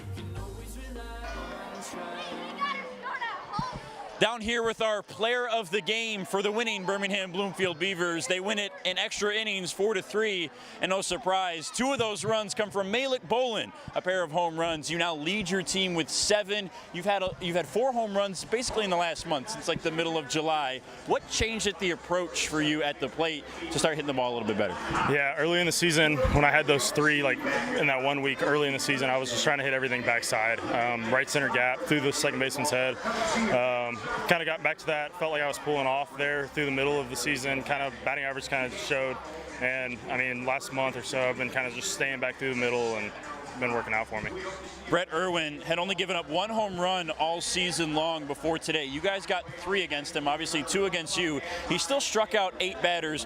What makes it different for you at the plate that you were able to be successful against a guy who's been really good this season? Chris actually asked me the same thing. I felt like I had seen him a lot since I saw him in the All-Star game, and since the All-Star game I think I've seen him every single time we've faced him since. So just the familiarity with it and seeing him quite a bit, kind of knowing how he wants to approach me and everything, kind of helps me through that. So a tough day for you guys defensively. You guys are usually really good defensively. The 3 errors, obviously you get the back-to-back home runs with you and Ray in the 4th inning. All solo shots, but how important is it to get those big bombs on a day where your defense just isn't what it usually is? Yeah, I mean, home runs change the momentum, so if we can change the momentum wherever we can, I mean, typically our defense is what carries our momentum for us, so if we can hit a couple of home runs, change the momentum, bring it back to our side, we'll be all right. Hoppers have been the best team in the league since July. They were 10-2 in their last 12 games before today. You guys end a 5-game win streak for them. What are the chances a win like this against the best team in the league the second half of the season can spark some momentum for you guys? 3 games below 500, maybe you can get back to that mark right before the playoffs. Yeah, I mean, I felt like we've been doing well. I mean, this is like our 5th or 6th game out of the last 10 that have gone to the extra inning. We've lost a few, got chances to score and everything, but I feel like as long as we can just execute, I mean, we didn't execute there, kind of got lucky, but if we execute our game, we're going to be all right. I feel like our back-end bullpen, the whole league said it, like if we get to the back-end bullpen and we've got a lead, like we're going to be fine. So if we can just give our bullpen the lead, like we're going to be all right. Malik Bolin, our player of the game here on the US PBL Network. Beavers win this one 4-3. Join us again tomorrow for another game on Thursday here at Jimmy John's Field. For Kara Wolfbauer and Brady Beaton, I'm Brendan Shabath. Have a good night, everyone. We'll see you tomorrow.